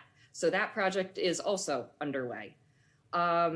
In regards to number 5, the ordinance around small scale mobile farmer stands, I don't have an update on that. That was one of the items that I would look to the commission for further guidance if that's something that we definitely want to move forward. And if so, you know, kind of the scope of how to go about doing that. Let's see, number 6. Again, that was another policy element that we didn't get to discuss in full. So around having land allocated in development for community gardens when the land and the complexes meet a certain size threshold. I don't have an update on that. We discussed at the last meeting that the Solid Waste Division and Zero Waste Gainesville initiative are very much moving forward on composting initiatives, and it was felt that the food waste discussion could be handled under those elements, so I don't have an update any further on that. Let's see, so number 8 is exactly what Commissioner Johnson was speaking to, so I have many excited thoughts, but I will hold off until the end of this presentation. In terms of compiling a database of food shed assets, this goes to the joint motion that was passed in December and the food shed mapping component. I can give the update that we've had phenomenal conversations between UF-IFAS Extension, faculty there, as well as just extension agents. There's actually and I don't want to get too much into the weeds, but there's an external partner who is helping to provide some aggregation and distribution for our local farms here to our larger institutions, and they are going to be assisting in some of this data collection. So without going super deep into the weeds, the process is underway. We are developing that database, and we'll be working with the county to plug it into the GIS mapping component of that. So that's exciting. There's a lot of work to be done on that one. That's a really heavy lift as well. And so I'm grateful for the partnership. And yeah, that's a big ticket item. Let's see, in terms of good food purchasing program updates, Mr. Feldman has kindly sent out a letter to our 7 institutions that were named in the joint motion passed by the city and county in December. We have started to hear back from some of those institutions. I've set up informational sessions between the institutional representatives as well as the good food purchasing program staff. We have heard back from some of them and trying to just kind of engage in the discussion both with Good Food Purchasing, the center, as well as the institutions to figure out who can sign on, what would work, how does the model fit for everyone. Just as a point of understanding, Good Food Purchasing program is really tailored to large scale institutions that have large food procurement footprints. And so entities such as Santa Fe College, entities such as Chamber of Commerce that institutionally don't actually procure a lot of food, and similarly the city. The center has traditionally not had a model for how they would really work with those types of institutions. So I'm in conversation. Is there an opportunity to develop a different type of platform? Is there a way that, you know, what does that look like? So we're still in the earlier, I don't want to say earlier stages, but in the figuring it out stage. Their organization wants to grow just as much as we want to abide by these values. So we're having those conversations. The initial quote that I was presented with was around the $8,000 mark, spread over like a 2-year period for basically consulting services from the center. And so that was the item there. So that's my update on that one. Sorry, there are a lot here. Number 11 is related to the Healthy Corner Store initiative. Again, had some really great conversations with a number of partners, including Feeding Florida, including the Family Nutrition Program. Actually, have gotten a lot of information from Miami Gardens, as they are just implementing a model down there, and they have developed a policy as well as a healthy retail subcommittee to help them navigate through this whole process. It's very early stages, but the committee is convened. I would be more than happy to come back and give you all an update and maybe have a more in-depth conversation. If that is the will of the commission. That item, there is a lot to unpack there, and certainly a lot of data that would need to be gathered both from the side of our store managers whom we might be working with and their customer base as to what would they want to see with this initiative. So that could be a whole meeting in and of itself. But you can let me know if you want me to go into any of those details today. Number 12 is the Food Systems Coalition of Greater Gainesville. That's just a networking group. It's continuing to meet. We have a website launched. It's an opportunity where projects like that of Grace Grows can kind of highlight what they're doing and gather more community input into how the community wants to see our local food system become more resilient. And then the last two items, the last three items, again, the composting was one that was felt that Solid Waste and the Zero Waste Gainesville could handle, so I don't have an update on that. Workforce development, I just personally am part of a workforce development committee with the University of Florida. There's a lot of interest right now around supporting our local food system in terms of food service industry and culinary incubators. And so there's a project actually or a program launching at Working Food. That's a training program, a culinary training program. It'll be starting in April, I believe, utilizing the incubator kitchen there. So just workforce development opportunities as they come up. And then the last around a regional food hub is, again, conversation that's happening with University of Florida IFAS. That's a very large scale initiative too, one that could certainly benefit a grocery if that is what develops. I don't have too many specific updates. So I'm gonna pause there because I just ran through that pretty quick. And I can either move right into an update and discussion around the item that Commissioner Johnson was presenting related to grocery from my perspective, or if there's something, if there's another direction, Mayor, that you would wish to take, you just let me know. Yeah, let's pause there and see where we are, and then we'll come back to you if there's more questions. So we'll start with Commissioner Saka. And thank you so much for that presentation. It was a lot of update, but it made me very happy to hear how much we've gotten done in a month and a half. I think part of the original question was, where do we want to put our priorities moving forward? And I am very grateful that I take meticulous notes because I found all of our preferences from that meeting and which numbers we all decided really mattered the most to us. And I think the edible groves was one that we almost unanimously asked to move forward on. It seems like it's moving forward and it's almost completed, which I'm very glad to hear. But the one that we all unanimously, every single one of us thought should be something we focus on was number 5, the mobile food stand policy, which I think is more a matter of ordinance and zoning and what we allow. And I think it is a good, not short-term, but mid-term solution that we can work on. until we have a community-based grocery store up and running. Coming from Miami, I've seen how these mobile grocery stands work and operate. They are very good for folks who are limited in mobility, limited as far as either physical mobility or are restricted to only one vehicle for the family or don't have a vehicle at all. And so the groceries coming to you is part of that. And we heard a little bit about it as we talked about the grocery-based model where it is possible to do that. And if it's a matter of us allowing it through policy to happen, I think that's an easy first step that we can take in allowing it to happen and develop in the community and letting folks take on that responsibility, that opportunity to use that in the community. And I think it's a good move that the city can make while also allowing some midterm change that could be long-term change as well.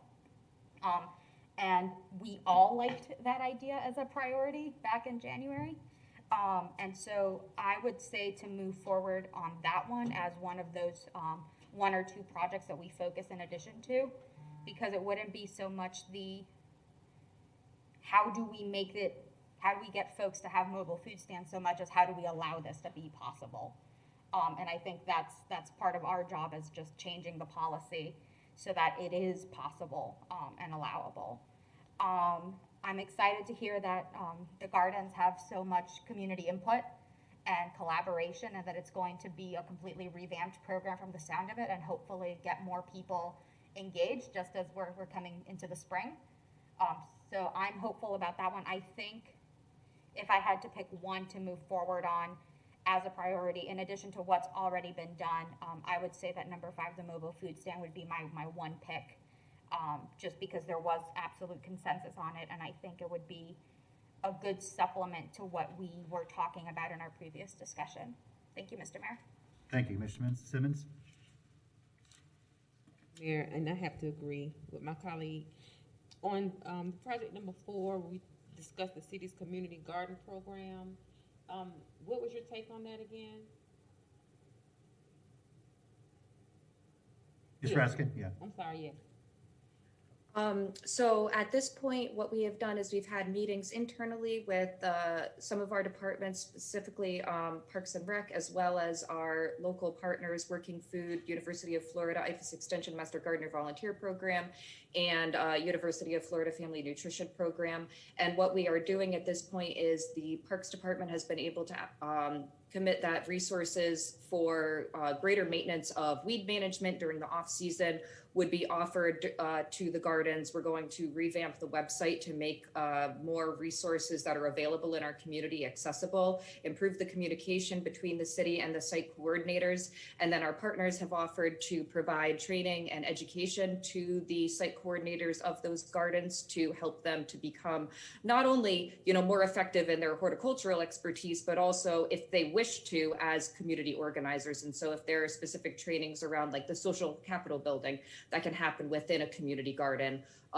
Those are some of the practices that will be put in place. There was also some discussion around bulk purchasing of materials. At this point, that's not needed by the community gardens. However, we have had the preliminary discussion that if there was needed to be better coordination or some additional resourcing from the city to help the gardens to either procure or just get delivery of those procured materials to the garden sites, that's something that can be discussed. But at this time, it wasn't noted as it wasn't necessary, but it's on our radar. Currently, how many sites are there? How many community garden sites? Mm-hmm. I believe there are around a dozen. Don't quote me on that. And I can check. The community gardens, are they operable? I mean, like I'm assuming all of them are in different stages. And no, so really, and I can speak from my own just personal experience. I actually coordinate the Cone Park Community Garden, did it before I was staff at the city. And so the way that the program really works is a community member who has interest in setting up a garden asks the city if there is a space that can be done. If there isn't already one in a close proximity to where it is that they wish to establish it, the city will look, and if there is a park property that is available, then the city provides the initial tilling of the ground, the water, they will install water and hose spigots, provide, if a composting apparatus is necessary, then they can provide those materials as well.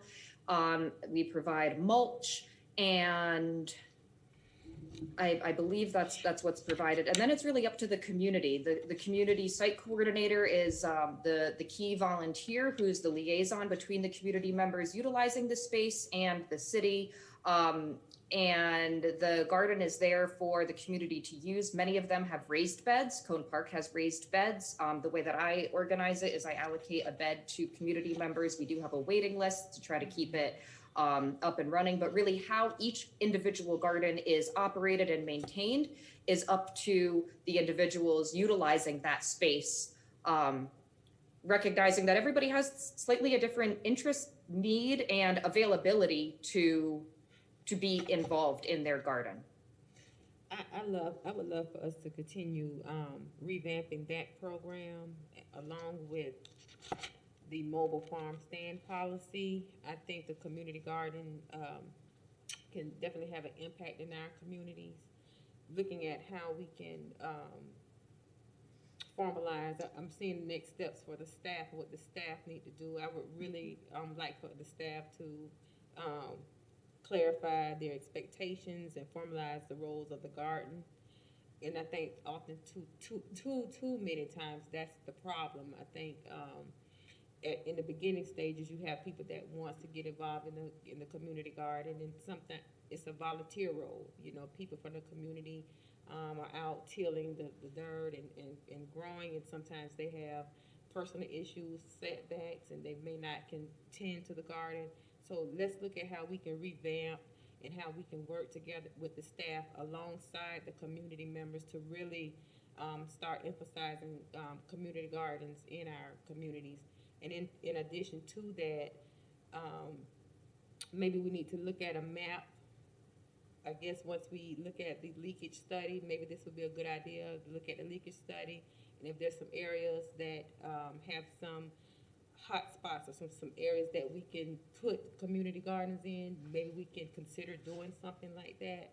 But I think for the next 0 to 6 months, for a short term, let's revisit our community garden program alongside the mobile farm policy.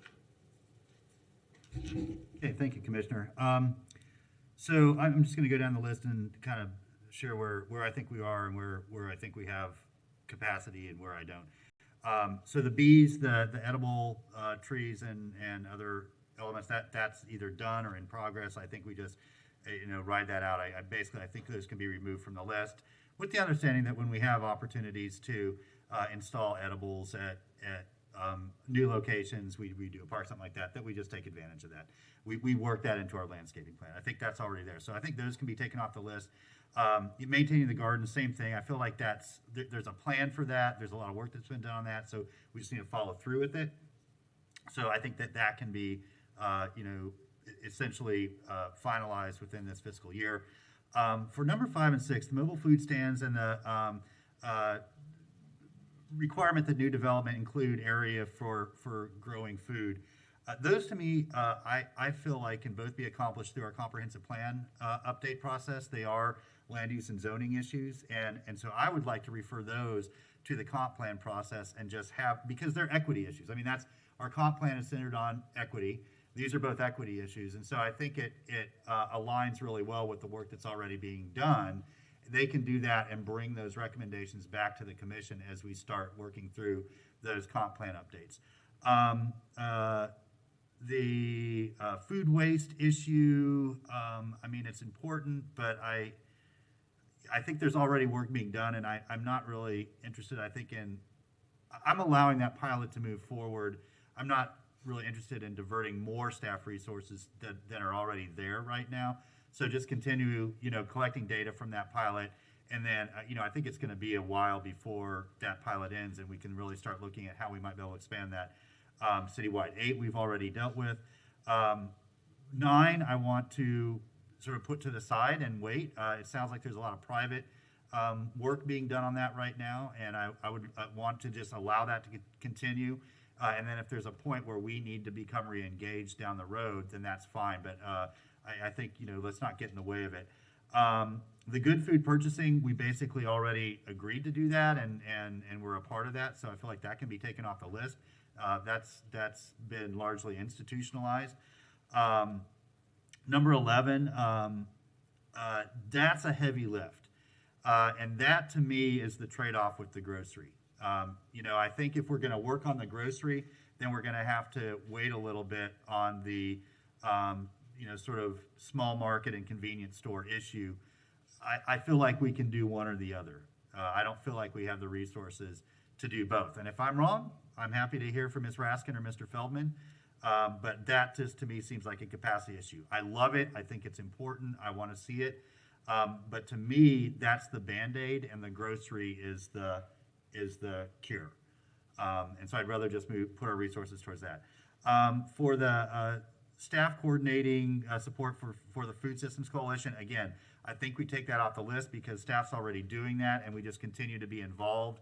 We're one part of many players in that, and so let's just keep doing it. That's not like a separate item we need to accomplish.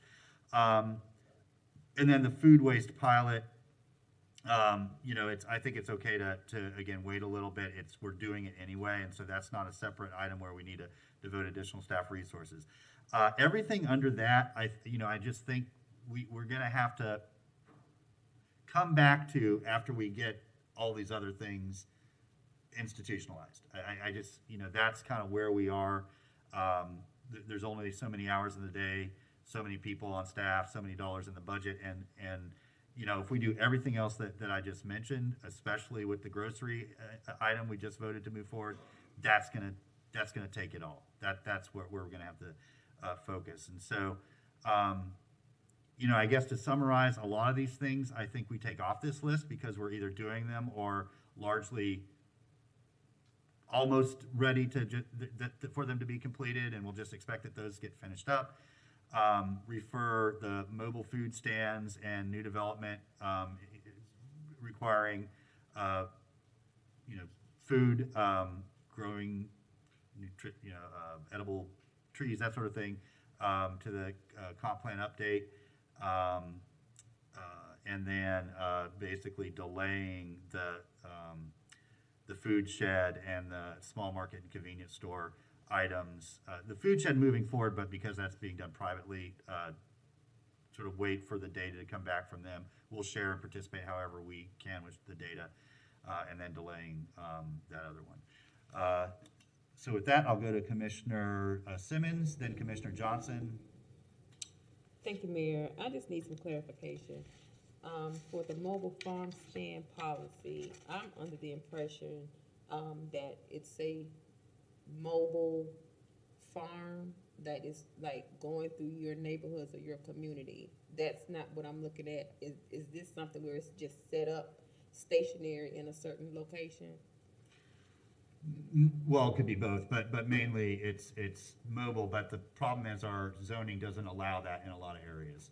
So it really is a so issue. that's my question. When we're saying the zoning doesn't allow that in certain areas, it doesn't allow for a vendor to be set up anywhere in a physical location selling, but a mobile vendor could come in your neighborhood. Not legally. Yeah, but okay. Yeah. Okay. Yeah. And that's a barrier that we. Yeah, that's the clarification that I needed. Okay. Commissioner Sacco. I'm sorry, Commissioner Johnson. Sorry. Thanks, Mayor. So if I'm clear, what's being suggested is that we delay the Healthy Corner Store initiative. Yeah, I mean, I'm happy to hear opposing views. To me, the capacity is there for the grocery or that, but not both. And if staff thinks differently, I'd love to hear that. I mean, I would love to hear from staff. I mean, my viewpoint is that, we were really clear about how we were going to address both short-term and long-term food access issues on the east side of Gainesville. And the Healthy Corner Store initiative is addressing it in the short term while we are considering the long-term project, which we all know how long projects take in the city of Gainesville once we start discussing them until it's actually built. This is going to be at least a 2, maybe 3-year project. So we absolutely need to address the short-term food access issues. And I see this as being an integral and really important part of it. And I'm just going to say, I think it's a terrible idea to take this idea off the table, because we have consistently said to the east side of town, you know, just wait. And we're finally here and we're finally addressing all of these issues, and then we're just going to take something away. I find that disappointing, and I think it's unfair. Sure. Staff, can we get your perspective on what we have the capacity to do? I hope I'm wrong. So, Mayor and Commissioner, I think you both raised very good points, and that's why we're trying to sort of prioritize. So I've come to the realization on the food security, food access issue, we need more staff. And we're currently in the process of going through that process to get additional help for Carissa to work through this. If we could get additional help from the county in terms of partnership, that would help us as well. But right now, with the exception of taking some items that we will be providing and putting it onto their GIS map, there's really no effort. And I'll let Carissa sort of, maybe chime in on, what the effort is. But when we had that joint meeting and the subsequent, my understanding was we were going to be trying to work on partnerships in terms of this and trying to combine staff. And that really hasn't come to fruition yet. So I never like to say no, we don't have the capacity, because we can build the capacity, and that's what we're planning on doing. So I'm sort of in between a yes and no, and sort of straddling this one, because if we prioritize and we look at what we're going to do, and you allow me to get the additional resources using the discretion I have within the budget to do that, I think we can make some inroads on this. For example, we have spent an inordinate amount of time on the Good Food Purchasing Program. It's a great idea, great concept. $8,000 is not going to make or break the budget, but this isn't a program that really the city gets involved with. This is a county initiative. The school board's already doing it. The county runs the jail on there. That's the large food provider for the county. We have a $30,000 spend a year on food, and so I think we just need to look at these items and say which ones will move the needle, and recognize that we can't do them all. So, the short is I'm fine with it staying on the list, but I need some help from our county partners, and I'll need to add some additional resources.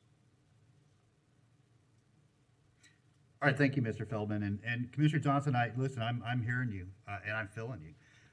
The one thing I don't want to do is promise something that we cannot deliver on. That's the only thing that would be more disappointing than not doing it, is saying we're going to do it and then falling short.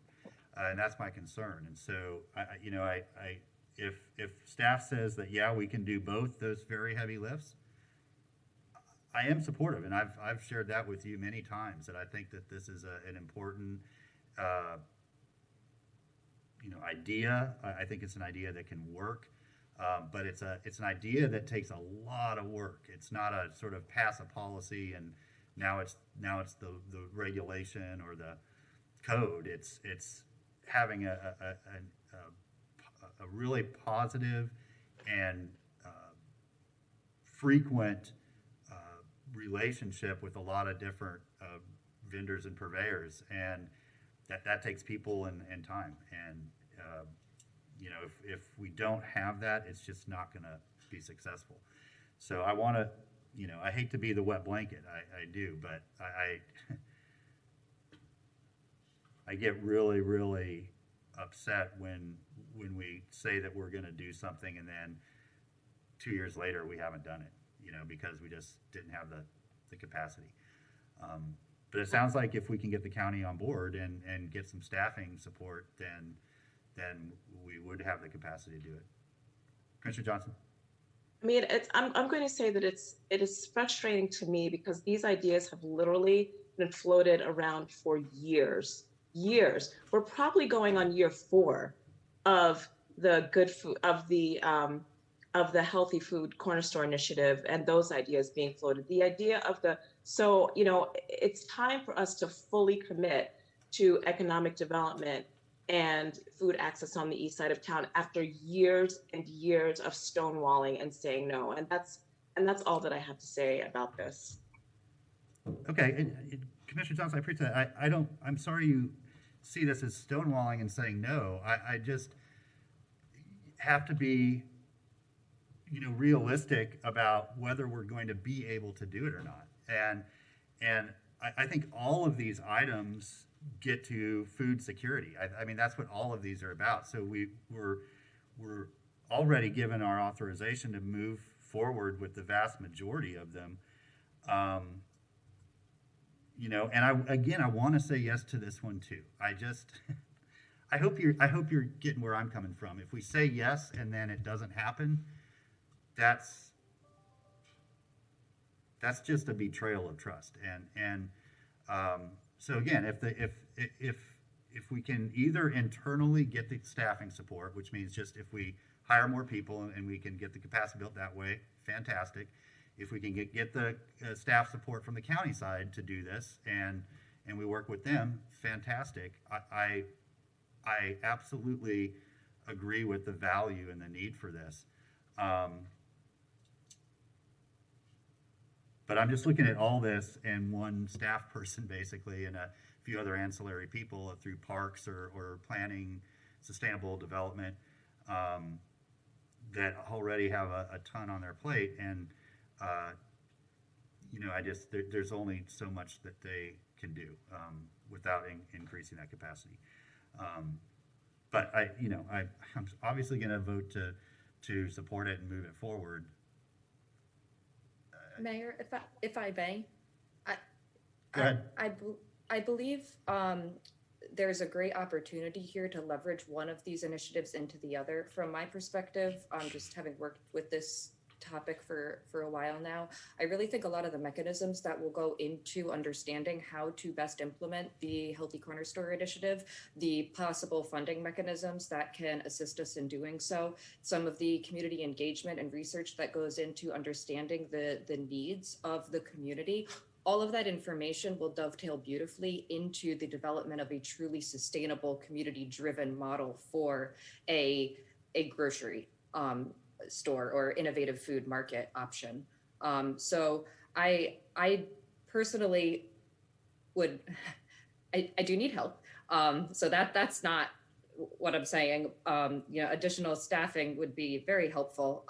But I think the opportunity to kind of take the knowledge that we're gaining from one project and building it into the planning stages of the other, to me, they're linked or can be linked. And the partnership component that has existed through not only the Food System Coalition, but far back before that time, I think these are all of the partners who will be engaged in helping to move these forward. So I personally feel, as long as there's the staff resources, that they could be mutually beneficial, if you will, and not without the assistance of partner entities.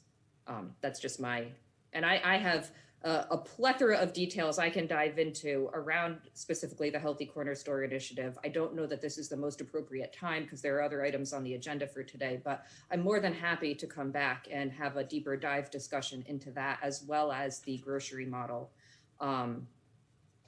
whenever you would like. Okay, thank you. That's both helpful and hopeful. I also heard from you very clearly that I think you said it'd be nice to have additional staff. To be clear, it would really be necessary for you to have additional staff, right? I mean, Yeah, but you're yes. one person working on being asked to do all of this. And that's fine. I again, I'm not saying I don't support additional staff. I'm just saying it's gonna, whether this is successful or not is gonna depend on that capacity. Commissioner Hayes Santos. Thank you, Mr. Mayor. I really do hope we can get the county on board to help more. I think this is their wheelhouse, and they need to be on board for this. I hope the staff's gonna take on that. I don't want to give false promises, but I do think the corner store healthy initiative is very important. I think we'll make a difference. I am hoping that we can move that forward. I do want to touch on the food waste. Things are moving pretty well there, and we probably will have ordinances back before the commission in the next kind of 4 months or 3 to 4 months on that and next steps. Thank you, Mr. Mayor. Thank you, Commissioner Sacco. Thank you, Mr. Mayor. I had a question. If we move number 5 and number 6, the mobile farm and urban agriculture, new development agriculture, to the comp plan, when would we see it again? Mr. Feldman, can you, did you hear the question? I did, and let me clarify what number 6 is, and I'm not sure number 6 really needs to go to the comp plan. What we're looking for is when we are investing in a project, as a condition of that investment, to have them, put in a community garden project. So if we were, assisting, let's say, the housing authority through our Connect Free money, we would look for them to put in a community garden in their development. So I think number 6 is not a heavy lift for us. It's just making sure we're on the same page with the commission in there. Okay, but then for number 5, then, and my understanding was a little broader. I guess it doesn't have to be. I guess it can be narrowly defined. My thought was if there is any sort of larger scale development, part of the conditions of this development would be that there'd be an investment in some sort of food access, some sort of community garden or grove or something like that. But to Commissioner Saka's point, when do we expect to start seeing the comp plan updates coming back to the commission? In about a year. Okay.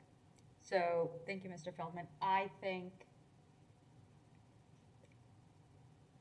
don't like that answer, and I know that's the honest answer, but I don't think that's a sufficient answer because my intent, to Commissioner Johnson's point, this is a 2, maybe 3-year project before we get a grocery store up, before we see any resolution or product that's available to the public.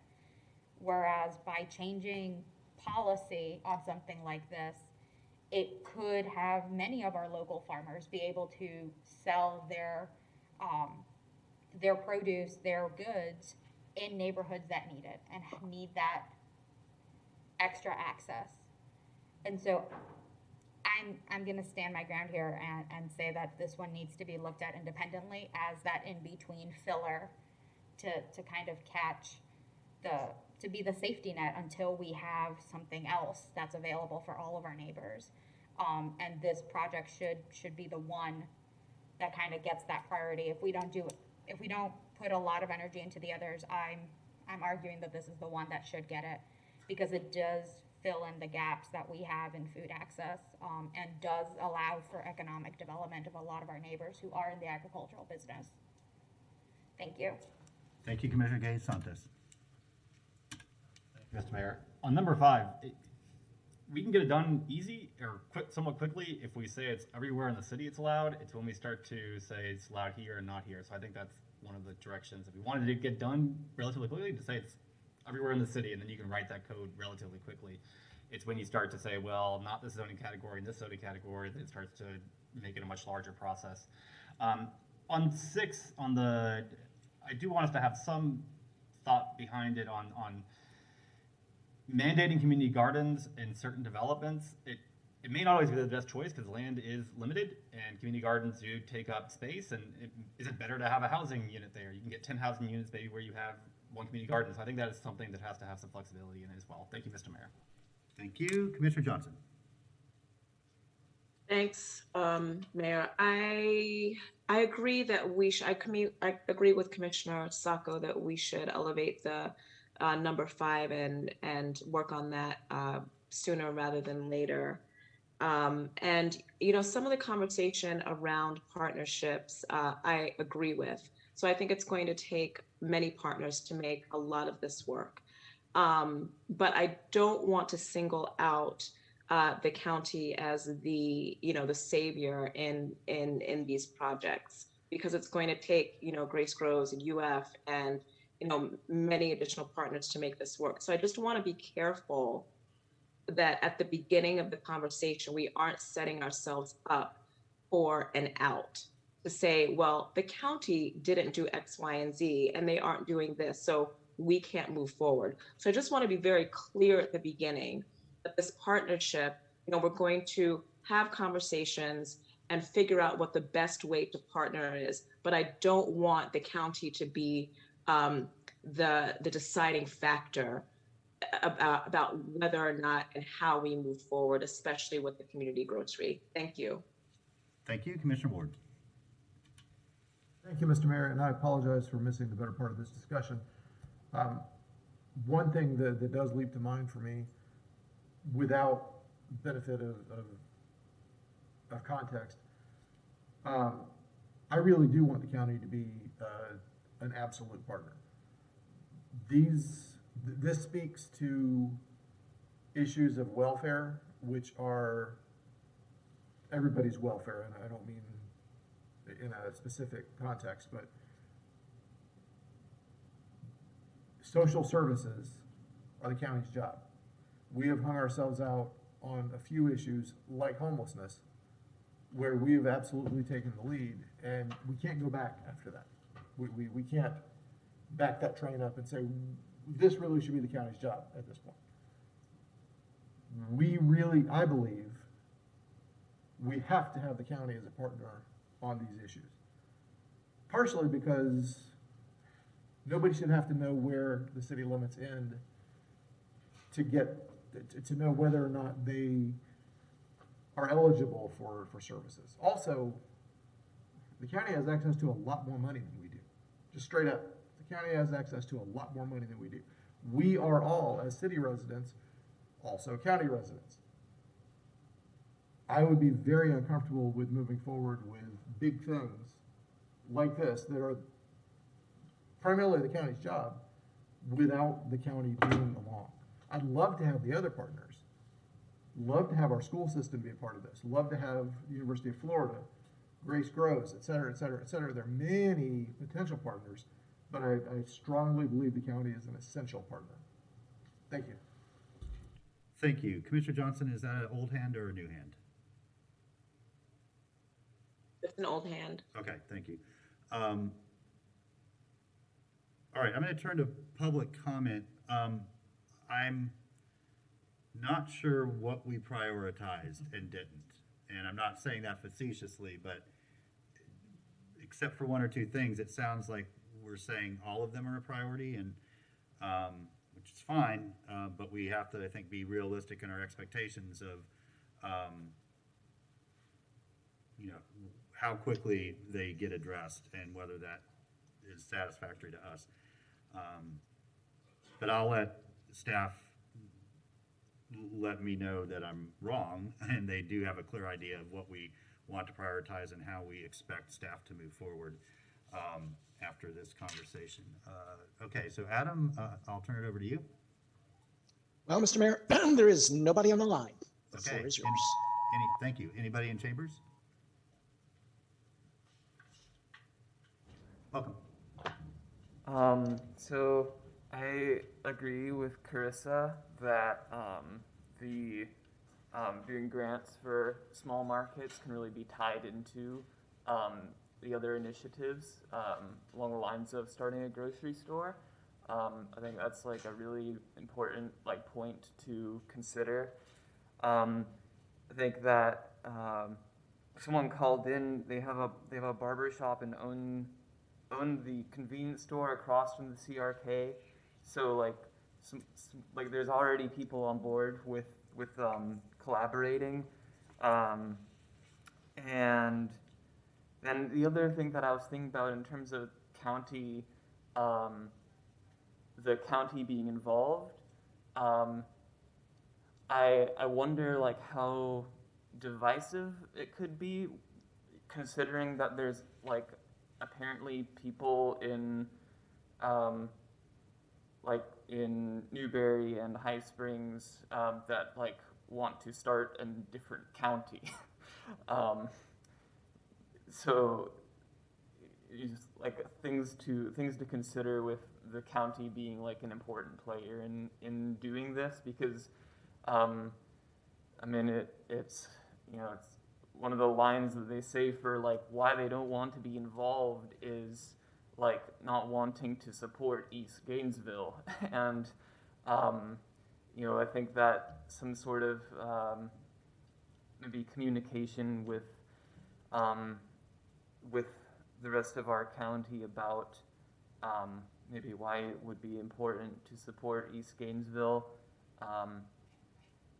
would be good. Anyway, those are some thoughts I was having. So thanks for listening. Thank you.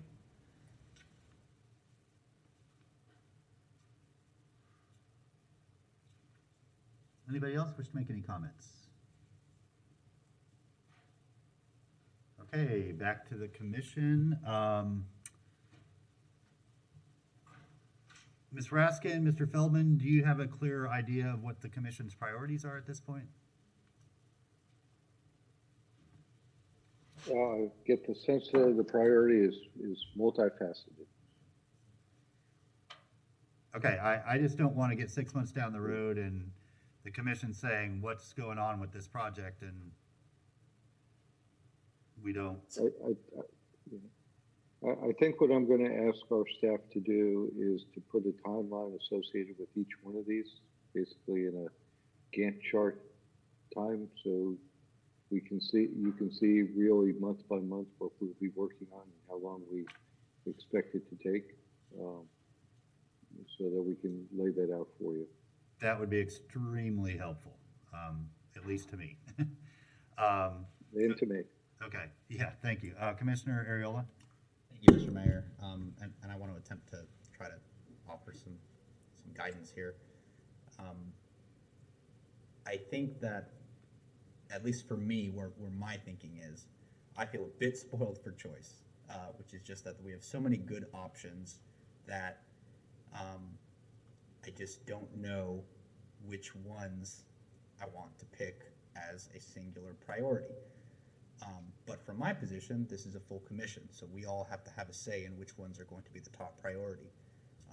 Without having a better idea for what specific capacity we would need to build for each one, you know, not even beginning to look at timetables, we can all assume this is going to take a deal of time. It becomes difficult for me to decide which one I prefer, because I think each one of them accomplishes the goal of what we want to do, which is to have a more local food system that serves a greater number of people, particularly people who are food insecure. But with that lack of information, and it's funny, I'll speak plainly. We went through that strategic planning process about a year ago, where we went through vote after vote after vote of what our priorities are, and it was sort of this funneling down of, okay, what are the commission's actual priorities? I feel like that exercise, in my view, wasn't entirely helpful in my visioning for the commission's goals as a whole, but I feel like in this case it would benefit, because these are specific priorities that we eventually need to be very specific with what we want to see a scale up for, because they each have different requirements. So that is my thought about where we are. We need to get down to what is the majority support for these projects, because we can't scale up for each project. It's just, and for me, you know, I can say that urban agriculture is a priority of mine, but are we going to scale up for that? All right, thank you. Back to Commissioner Johnson. Before we close out this conversation, I'm going to remind my colleagues what we have prioritized in the past with CRA funds in the Power District. We spent over $3 million on a building, the Catalyst building, that is essentially, you know, half empty. So to me, this conversation is not just about, you know, what projects we can and can't do and the, you know, the staff capacity for it. It's about us as a commission prioritizing people and projects that have a real benefit and impact on people's daily lives. Thank you. Ms. Raskin? So, Mayor, I just wanted to provide my perspective in that I do feel like I got a little bit more direction in terms of some of the items that you all have prioritized, things that can be taken off the list. I was able to give you an update as to where some of the items are that have already been moved forward and thus are a lower strain, I think, on me, on staff. And, you know, before we close out, I just want to reiterate, I'm happy to come back and talk more about the grocery item.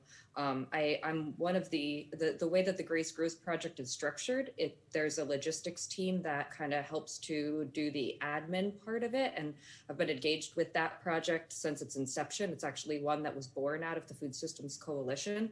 So I'm more than happy to provide an update where we are with that project.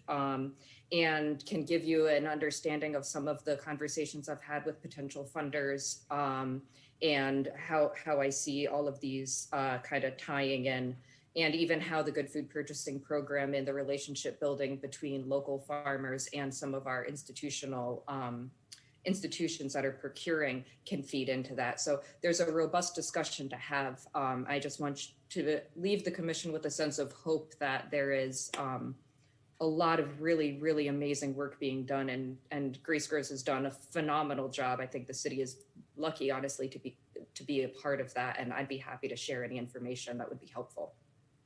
Yeah, thank you very much. And Ms. Raskin, thank you so much for all of your work on this. We have asked a tremendous amount from a department of one, basically, a team of one. And so I think with the ambitions of the commission, it's just imperative that you get some support to allow you to be successful, allow us to be successful in this. And whether that support is internal or external, that's not for this commission to determine. But it's clear to me that for any of this to move forward and be ultimately successful, that it's going to take significantly more capacity and staffing. So, thank you. Amazing. You've been such a great addition to our staff and our team, and I'm so pleased with all of the work that you've done to this point. And we have definitely exponentially increased the expectations and with it the workload. And so hopefully we get you that support sooner than later, so we can live up to these very ambitious goals that we have collectively set for you and your team. But I appreciate you giving us that feedback that you did, and I would say if you reach sticking points, in the near term or intermediate term, please let the city manager know and get back before us, so we can unstick things, because a lot of times it's just going to come down to a conversation by this commission and direct action to make things move forward or not. So just don't be hesitant to do that. It's not you, it's us, in a lot of these cases. So, we will support you when you come back with those updates and requests. All right, thank you all for an excellent conversation about all of those important issues. And next, we're going to move on to our wild spaces, public places, and Parks, Rec, and Cultural Affairs presentation and update. Mr. Manager. Thank you. So, Mayor, Commissioners, you'll remember that there were a couple outstanding topics from the last time we presented the Wild Spaces Public Places program to the GPC. So we're back today to revisit those topics, and I'm going to turn it over to our Wild Spaces Public Places Director, Betsy Waite. Good afternoon, Mayor, Commissioners. And for members of the public who are watching today, I'm Betsy Waite, as Mr. Feldman said, Director of Wild Spaces and Public Places for the City of Gainesville. So joining me today are 7 members of the Parks, Recreation, and Cultural Affairs Department. Thank you very much for allowing us to continue our conversation on future wild spaces and public places projects. And I'll screen share.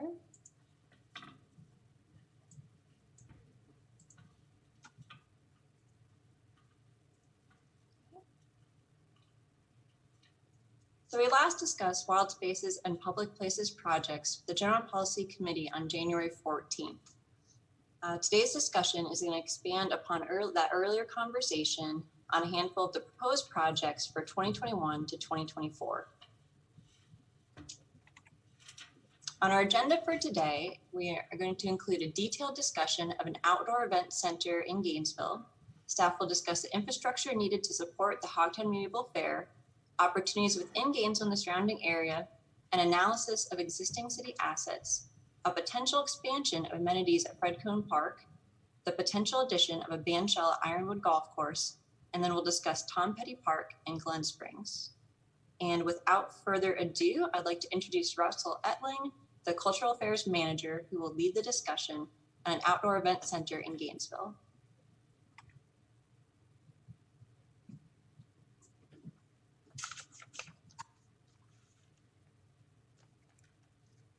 Russell, you're on mute. Sorry. It's all Thank good. you.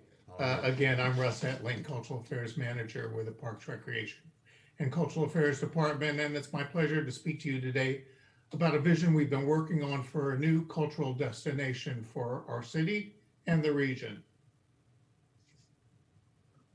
Next slide. For 34 years, the City of Gainesville Parks, Recreation, and Cultural Affairs Department, which I'll refer to as PRCA, has fostered the growth of the Hogtown Medieval Fair. It's become one of the region's most successful special events, attracting 40,000 visitors over its traditional 2-week span, 2 weekends spanned or 3 weekends in 2019. The fair has been self-sustaining, generating up to $40,000 in good years, which is held in reserve for years that might be impacted by rain, etc. To give you a sense of its popularity, its Facebook page has over 18,300 followers, and our recent virtual Hogtown, presented online due to COVID-19, had 7,000 unique viewers logging on for over 20,000 viewing sessions. As you know, the old Alachua County Fairgrounds site has been leased to the Army, and the new site for the fairgrounds cannot accommodate the space needed for the fair and its parking. This has prompted PRCA to search for alternative sites, and in doing so, conceive how a new site might not only provide a space for the medieval fair in future years, but also serve as a self-sustaining location for similar events, a regional destination for thousands, and an important economic development tool for the community. Next slide. I'm sure you've all been to the fair, but to remind you of the main areas, our parking can accommodate 5,200 cars. We have ticketing areas, 9 performance stages, a tournament field for jousting, the living chessboard, over 160 vendor and food booths, rides and medieval demonstrations, of course, restroom areas, and a backstage area and a campsite for artists and their visitors, artists and vendors. This slide gives you a general idea of the fair layout at the old site. In short, it requires a minimum 60-acre footprint. Looking forward, here are the minimum requirements for a streamlined layout on a new site.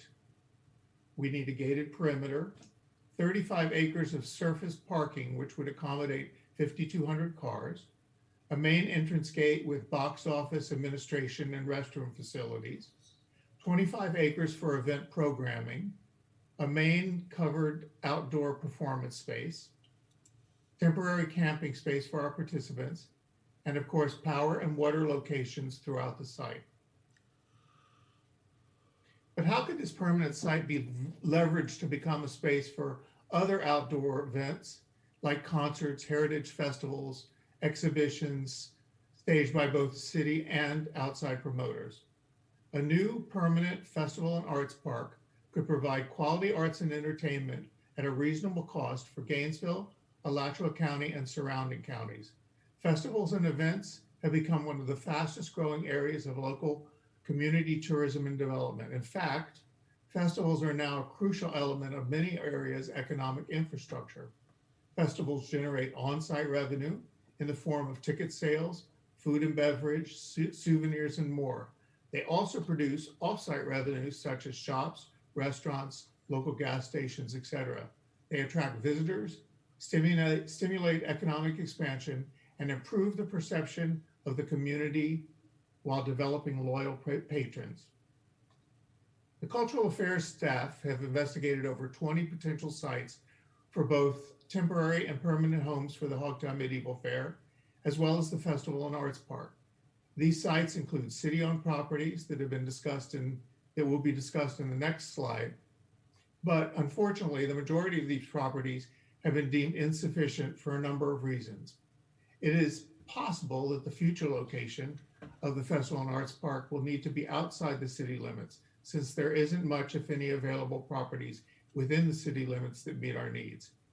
We estimate the cost to purchase a site and develop a minimal infrastructure, as I've previously outlined, will be about $2.5 million. Staff is asking for the opportunity to explore other potential sites for size, suitability, and access for purchase. I'll now turn it over to our Assistant Cultural Affairs Manager, Leslie Ladendorf.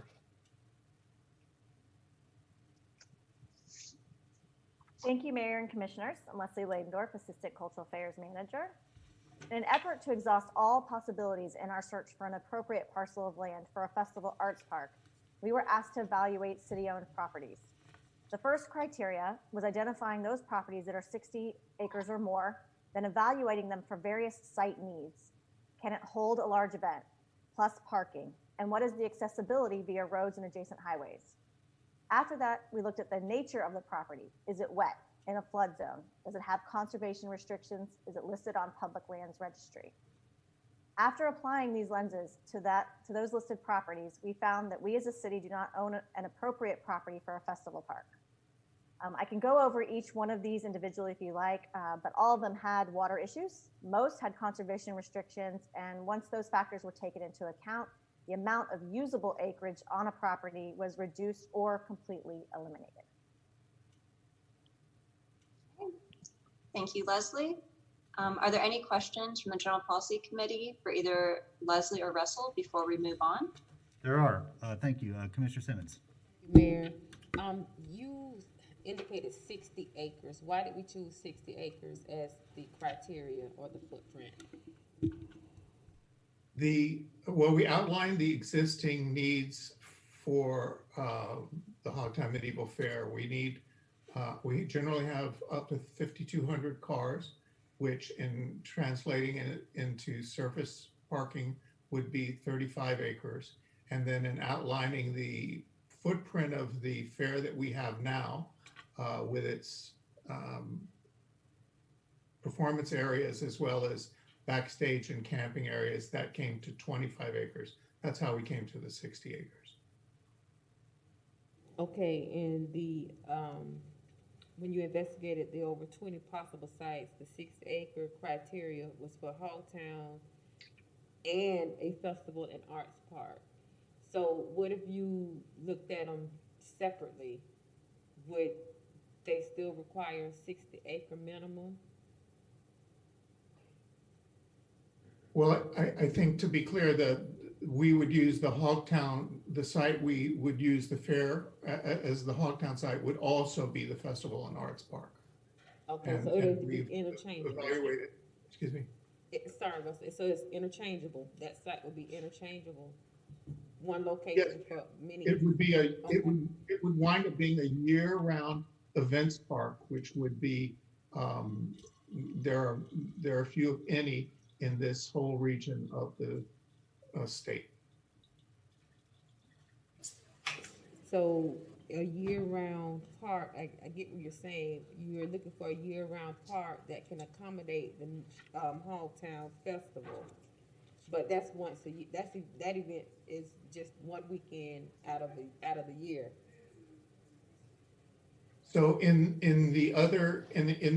other festivals, we could have concerts, we could have heritage festivals, we could have seasonal festivals.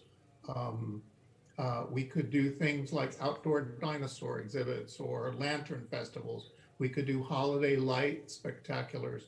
It would be available for the city to produce events, but also for outside promoters to come in and promote their festivals. There is no gated area in the region, in the city of Gainesville, that allows a promoter to come in and stage a gated festival of that size, of that type. Right, and I understand that. I think that what I'm asking is, does it have to be 60 acres for just a festival and arts park? Is that just the criteria to be able to host the Hogtown event, which happens one weekend out of the year?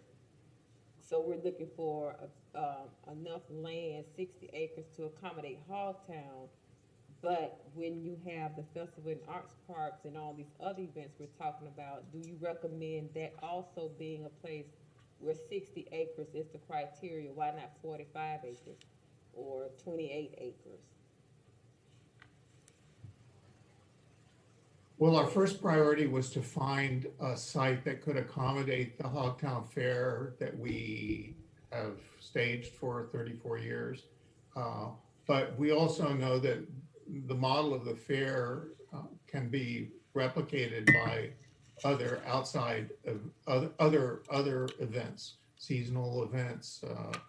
The Native American Festival. We could do a large. We outlined in our paper an African American Heritage Festival. We could do, and then have the capacity to do large scale concerts with 10,000 people or the like. Thank you, Commissioner Santos. Thank you, Mr. Mayor.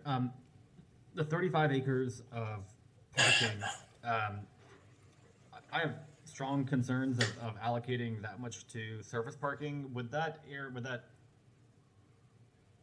those areas also be used for other things, or are you talking about 35 acres of just, this is just parking space area? Well, we use the measure that we have currently at the Alachua County Fairgrounds, which accommodates 5,200 cars.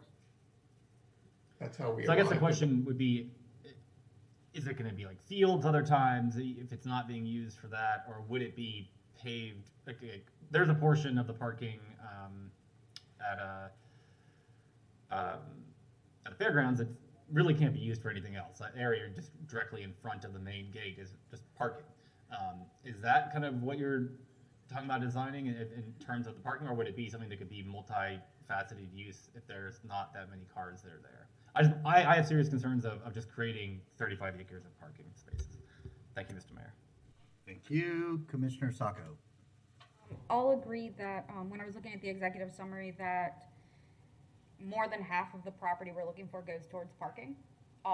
That doesn't seem like the best use of the space, and I understand that that's based on the metric created by the festival, the main festival that we're talking about, and that's kind of how we got this estimate of what we'll need. But I think, if I understand correctly, you're telling me that none of these options will really work for a variety of reasons, but these are the only options we have that are the correct size. Is that correct?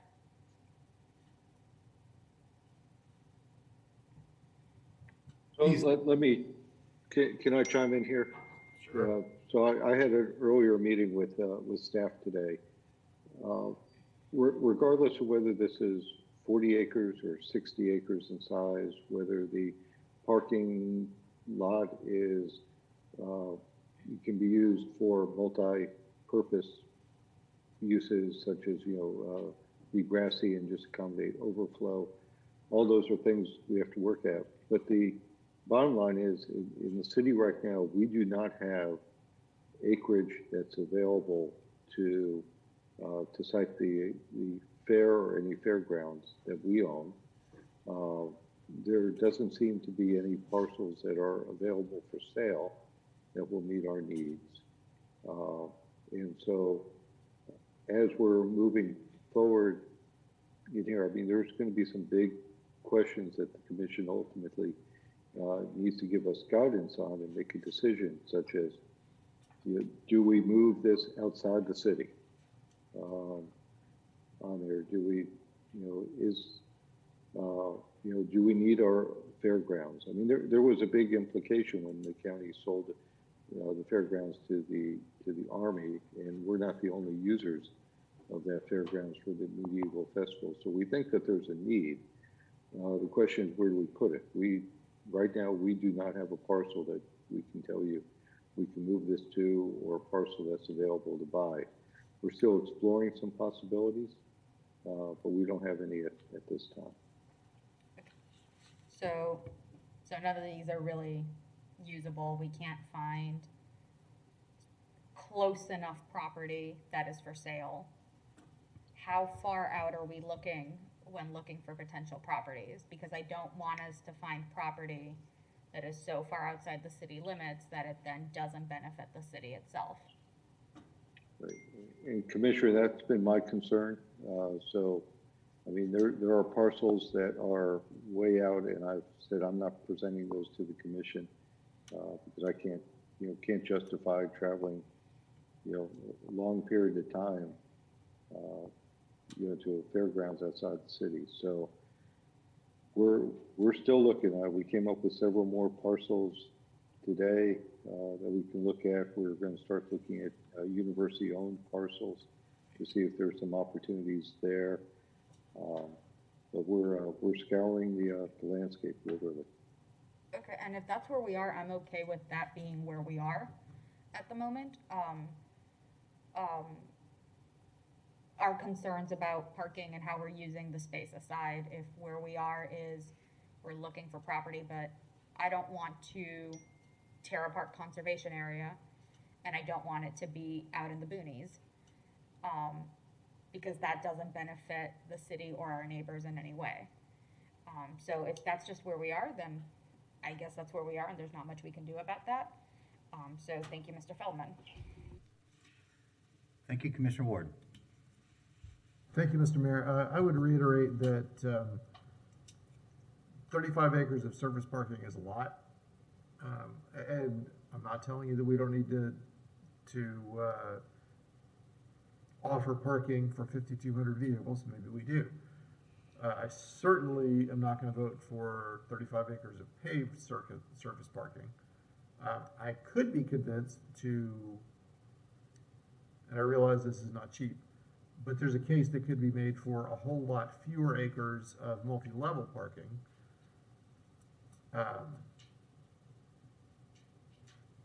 I don't know how big you've thought, I guess, is a question that I would have, and it's hard for you to be able to explain that as we sit here. I have no doubt that a tremendous amount of effort and thought has gone into this, but I don't know in what direction. Speaking of directions, keep in mind that when something like this comes back to us, I am very comfortable with up being the direction, particularly with parking, knowing that it comes at a cost. But setting aside 35 acres of our city for every now and then surface parking is not something that seems like a great way to go to me.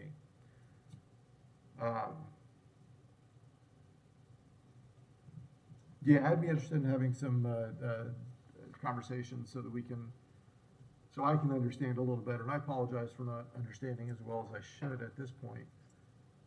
Do we know, Mr. Feldman, if the Army is actually, if use of that property has actually been funded, or if that's still just an idea that never actually got funded? Well, my understanding is that they have transferred the property to the control of the Army, and the Army has 3 years to start work on it, and if they don't, then it reverts back to the county. Okay, so it's where it was the last time we had a joint meeting about it. My gut is that since there doesn't appear to be funding from the federal government at this point for a project there, that 3 years from now, that property is going to become available again. And that's a shame. I had hopes that this would turn out well, but I'm not convinced that it will. Okay, yeah, I would just register my agreement with Commissioner Santos that 35 acres of surface parking is not something I'm interested in seeing. But this is absolutely a priority, and it's something that we must get solved, not just for the existing medieval fair, but so that we can have other events in our community. A community our size, as a regional center, ought to be able to attract concerts and events and festivals and exhibitions that we currently don't attract. And it's because we don't have a place to put them. So I do want this to move forward. I want this to happen. And as always, our job is to present the unicorn, and staff's job is to find it.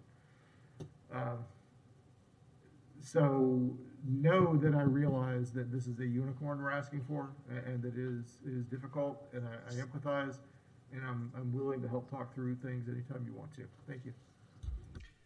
Thank you. And I'm just going to say that as we move forward, I'd like to see some ideas that involve a park and ride arrangement, that we provide a certain limited amount of parking for people with disabilities and the elderly, but then everything is remote shuttle parking. I think that gives us a lot more opportunities and allows us to take advantage of existing parking without having to put in new.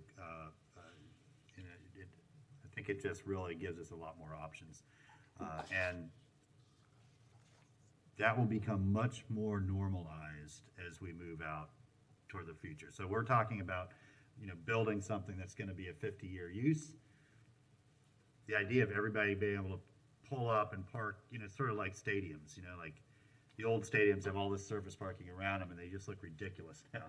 And the new models, they're all built in urban areas, and people, come in via public transit and rideshare and everything else.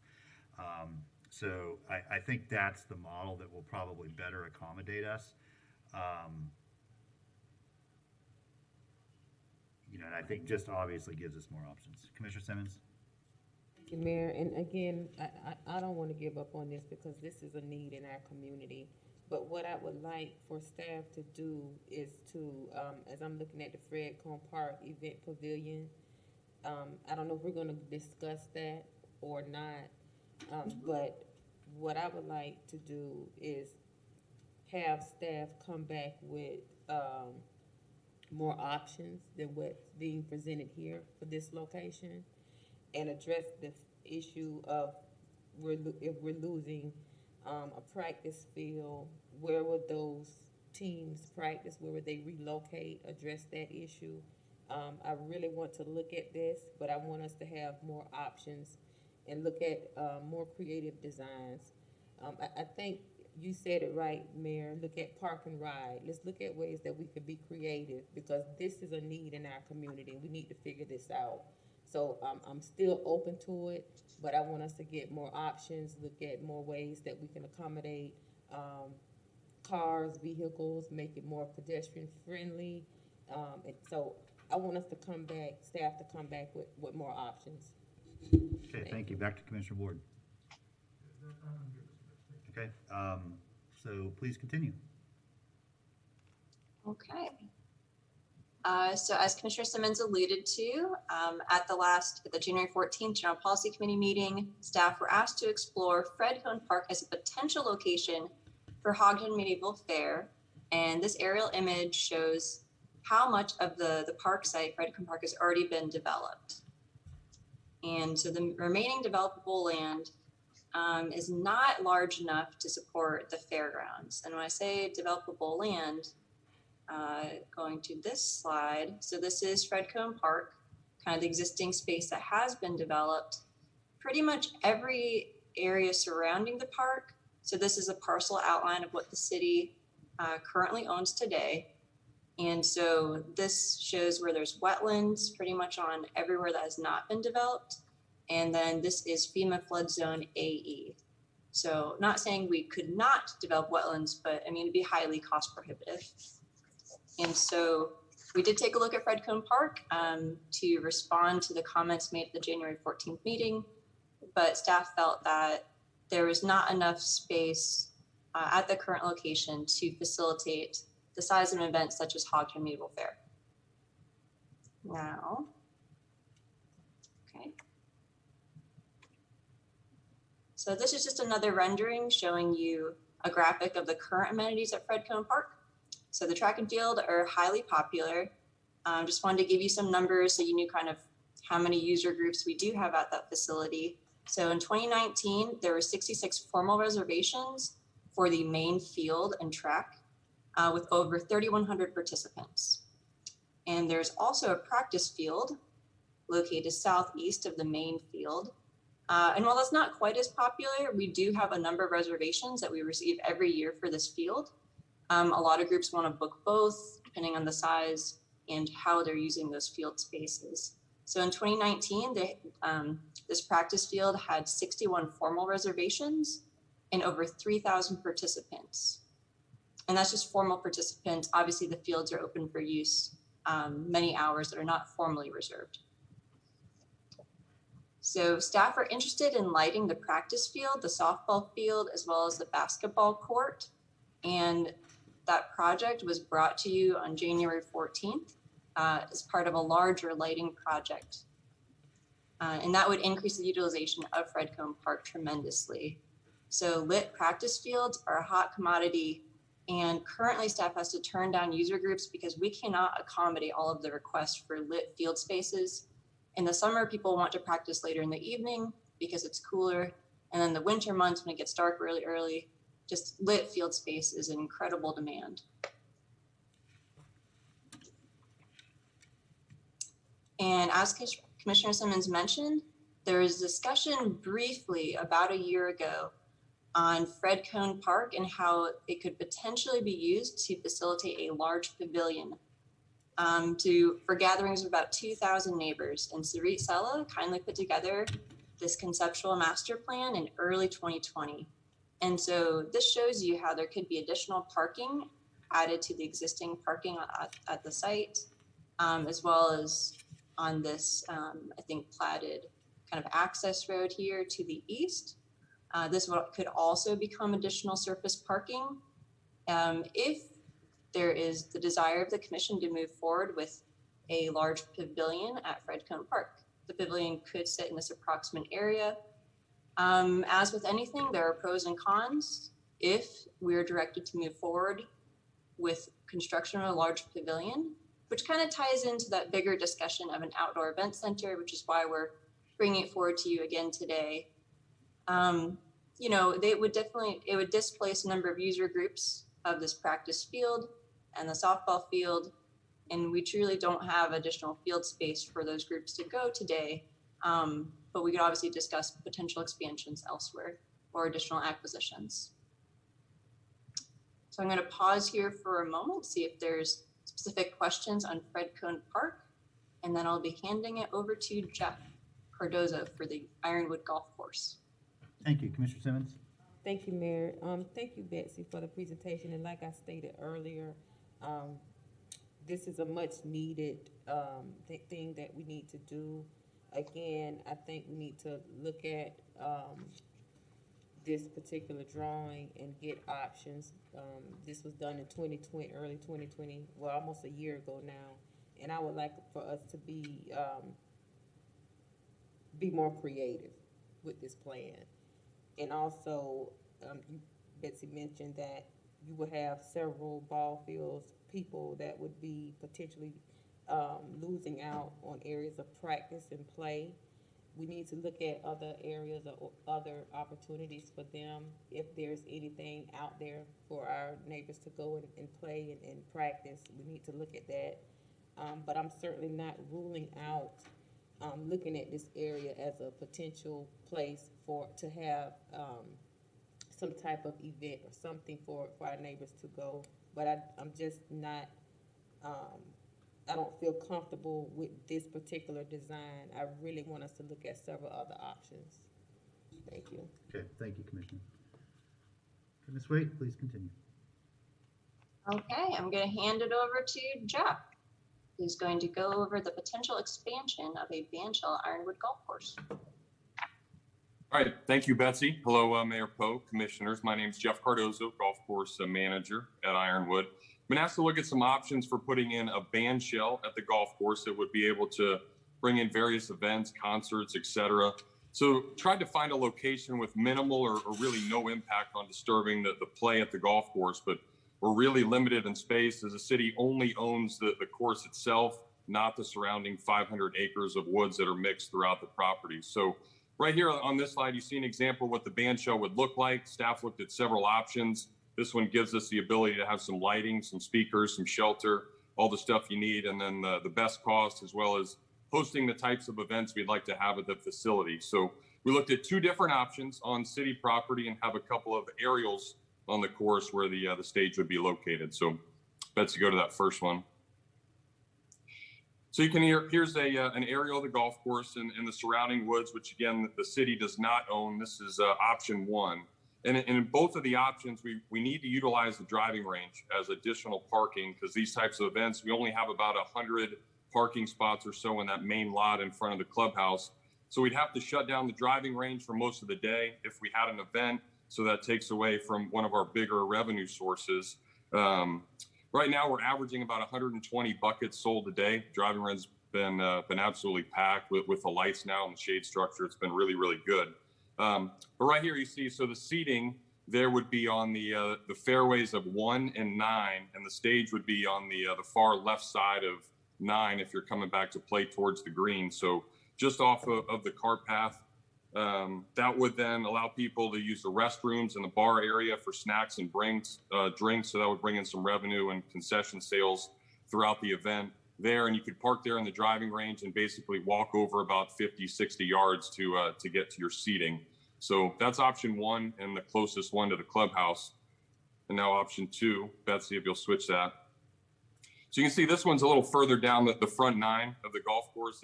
It's on an island behind the 7th green and a small lake there on the course.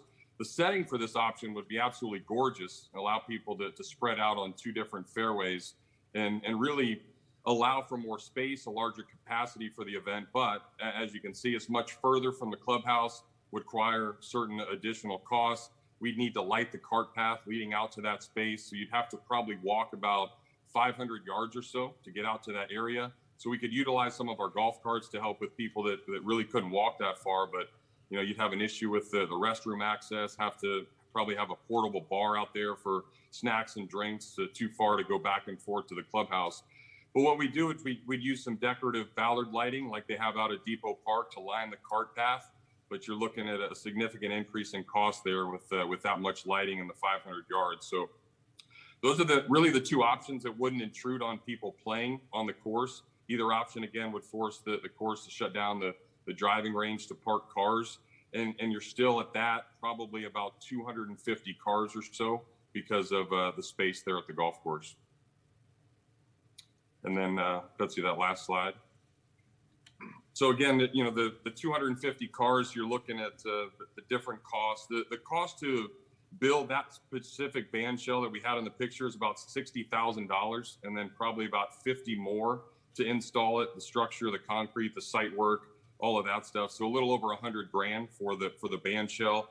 And then you're adding electricity, the Ballard lighting needed to illuminate the walkways. So in that first option, you're looking at about 160 grand or so for the lighting. And then because of how far that option 2 was, you're looking at more than about 600 grand.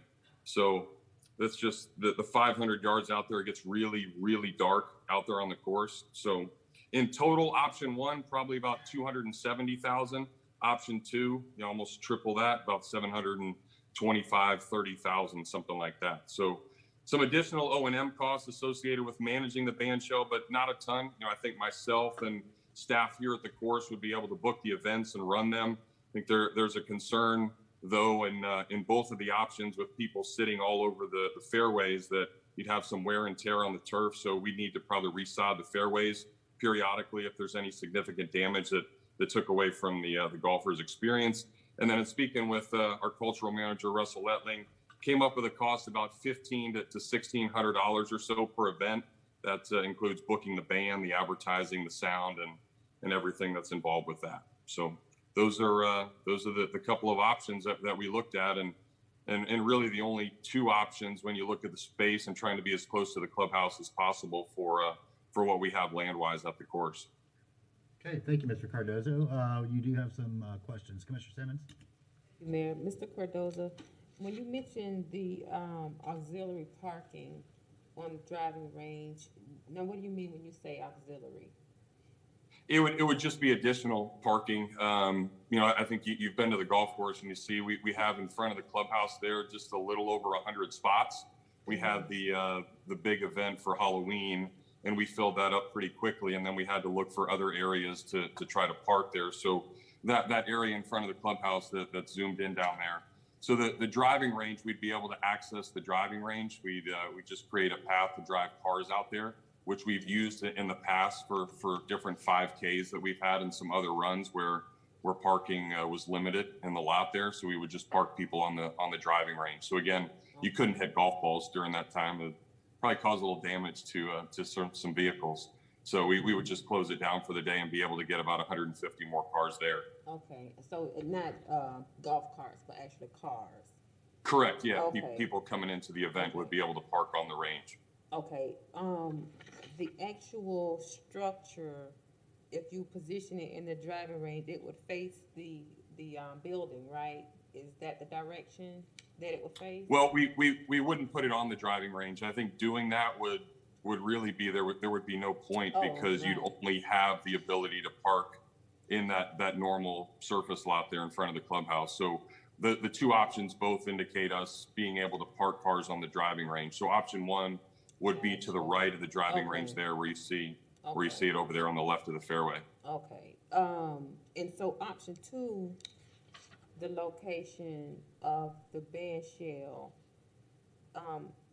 isn't that where the alligators are? There are a couple out on the course, not really in that part. And the band shell would be on an island by itself, so you wouldn't be able to go up to it. You'd certainly be able to access it if you're one of the performers and going on there, but everybody else sitting in the fairways would be far enough away from the lakes to not have that be an issue. Okay. Thank you, Mayor. Thank you. Mr. Cardozo, I can guarantee you the safest place for those cars is right in the middle of the driving range if I'm there hitting. That's right. Commissioner Saka. Mr. Cardozo, thank you for the presentation. I just have one question. You said it was suggested that you look into this, and I'm still relatively new. Was that a commission suggestion? Was that an internal suggestion? Where did the idea to get a bandstand come from? Yeah, it came internally from city staff just to look at other options to host different events and utilize the golf course more for stuff other than just golf. Okay, thank you. And the cost to The cost to actually get the band shell, how much would that be again? About 110,000. Just in capital cost to build it, and then every now and then a couple thousand to resod. Correct. Okay. Thank you, sir. Mr. You're Ward? welcome. Thank you, Mr. Mayor. So a few things to just say at the outset. I love thinking of different ways to use things we already have without jettisoning the original purpose. We've got this piece of land that serves very well as a golf course, but I really, really love the idea of repurposing it for some other things when we can. And I don't know how many folks were able to go out to staff or commission were able to be at the Halloween on the Green last October, but I was out there and it was great. Every single person that I talked to there, other than the folks whose food trucks ran out of food or didn't show up, had a wonderful time. And I had people contacting me for a month afterwards, telling me how much they appreciated the city of Gainesville doing an event for families that really worked. And it did. It was a really terrific event. And it was nice to see kids from all over Gainesville enjoying that event. So that makes me think this is a very possible thing, and a thing that would be good for our entire community using space we already have. So I like this. Now, my questions are, do we need this if we have an event center like we were talking about earlier?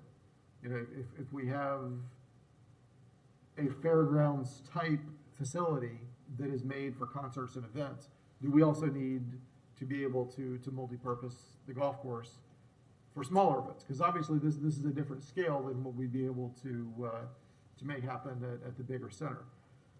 And I'm not asking for an answer right now. I'm saying that that's something we as a commission and staff should consider. That I'm not necessarily opposed to doing both, but it is a consideration.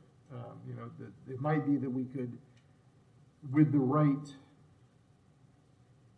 fairgrounds type facility, we might be able to scale that up and down to make this not necessarily. But I love the idea of putting a band shell on that island. I mean, that's a really cool thing. That's a great visual. That is something our city could really be proud of, I think. But making that space available for everybody and not just golfers, I think would be really useful. And I'm excited that we're thinking out of the box on that sort of thing. So thank you. Thank you. Commissioner A. Santos. Thank you, Mr. Mayor. I do think it's important that wherever kind of we do put it, that we face the speakers probably towards the airport. There are residential to the western portions, and always complaints. People always seem to complain about those, but going towards the airport, you can't really complain if it's loud at the airport. I do kind of on the, I guess this comes to the scale of the band shell, and I know one of the things is having green room or bathrooms or part of it starts to limit. If it doesn't have that, then it limits who will use it. I know that was one of the issues at Bo Diddley of getting, so I guess that's one of the things as well, is just that size of it, and if it's just a pure band shell, will it actually be used as well if it had a green room or something like that a part of it? I also would like to get some information. I mean, the Ironwood costs the city money, and I would like to get a better idea. I don't know if staff has this or could look into it, but who uses the Ironwood facilities now? What are the percentage of city residents versus people who live outside the city limits? Because it is something that we subsidize as a city, and I would like to get a better idea of how much is going towards people who don't live inside the city and aren't paying taxes for that subsidization. Does staff have any of that information now, or is that something that you can send out a memo or Sure. not collected at all? Yeah, I mean, I'm consistently pulling reports and looking at various demographics and certainly revenue and different things that are going on. I mean, as of right now, you look at, let's just say this fiscal year through COVID, it's about 55% of the customers that we have come through are Gainesville residents. The way the system works is you have to put in the address in order to obviously have it say Gainesville. So we have another about 3,000 of that are just Florida. So I would assume a majority of those are Gainesville. Part of what we have is a call center. So anybody that calls and makes a tea time will actually go to that call center. So if that call center is not taking the data properly, then we're not going to get the full gamut of what we need. Our staff is trained here on site to make sure we get the city so we can have that information.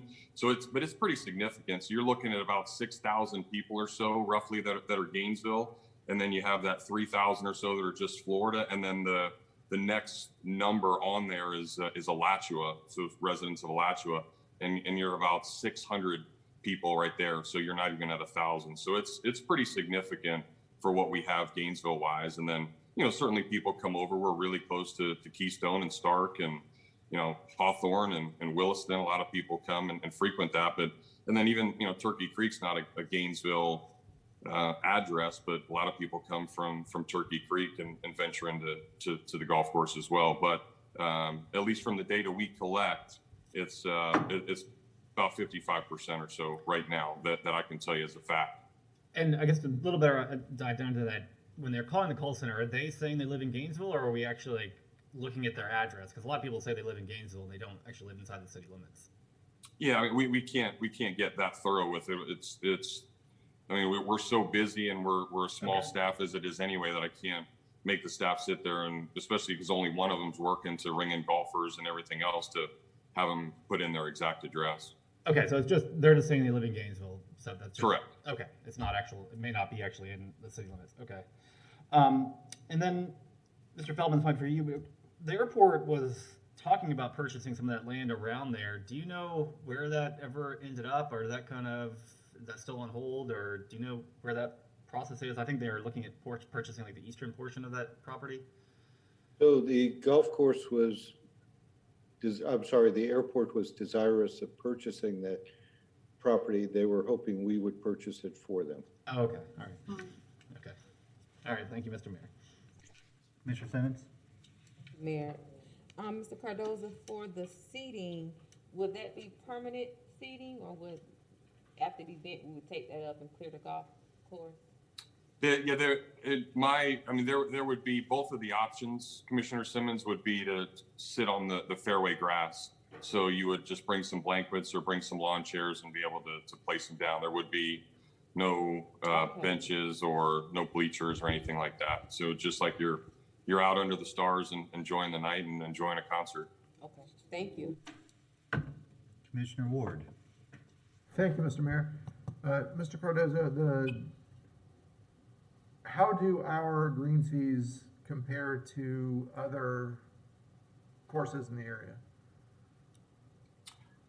As far as, you have the University of Florida, which is more expensive. Hale is more expensive, and the Country Club is more expensive. Us and Meadowbrook are pretty equivalent when you look at all the rates. And then Turkey Creek has just recently reopened, and they are basically using almost the same scale as what we are too. And I think the way that I look at it, at least the price structure for me is, I want to make it where people come to the golf course. We do so many things for the community. That's what I call it, is the community's course. So I want everybody in the community to be able to pay for it, not price anybody out. And then my theory with that is, well, if you're coming to play at the golf course, well, then you're going to, buy the beverages, you're going to buy the range balls, you're going to buy the balls inside the pro shop, and then have the ability for the additional revenue. So I don't want to ever get it to a price where you're not having people come because it's just that price shock. So I think, we've really tried hard the last 2 or 3 years to kind of get it to a number where it's pretty equivalent for what we are and in other city courses throughout the state that I've been able to communicate with and contact. So it's really good from that standpoint. And the people are coming. I know COVID's been a part of it, and the whole industry itself has gotten better, but we're on pace right now to have about 45,000 rounds.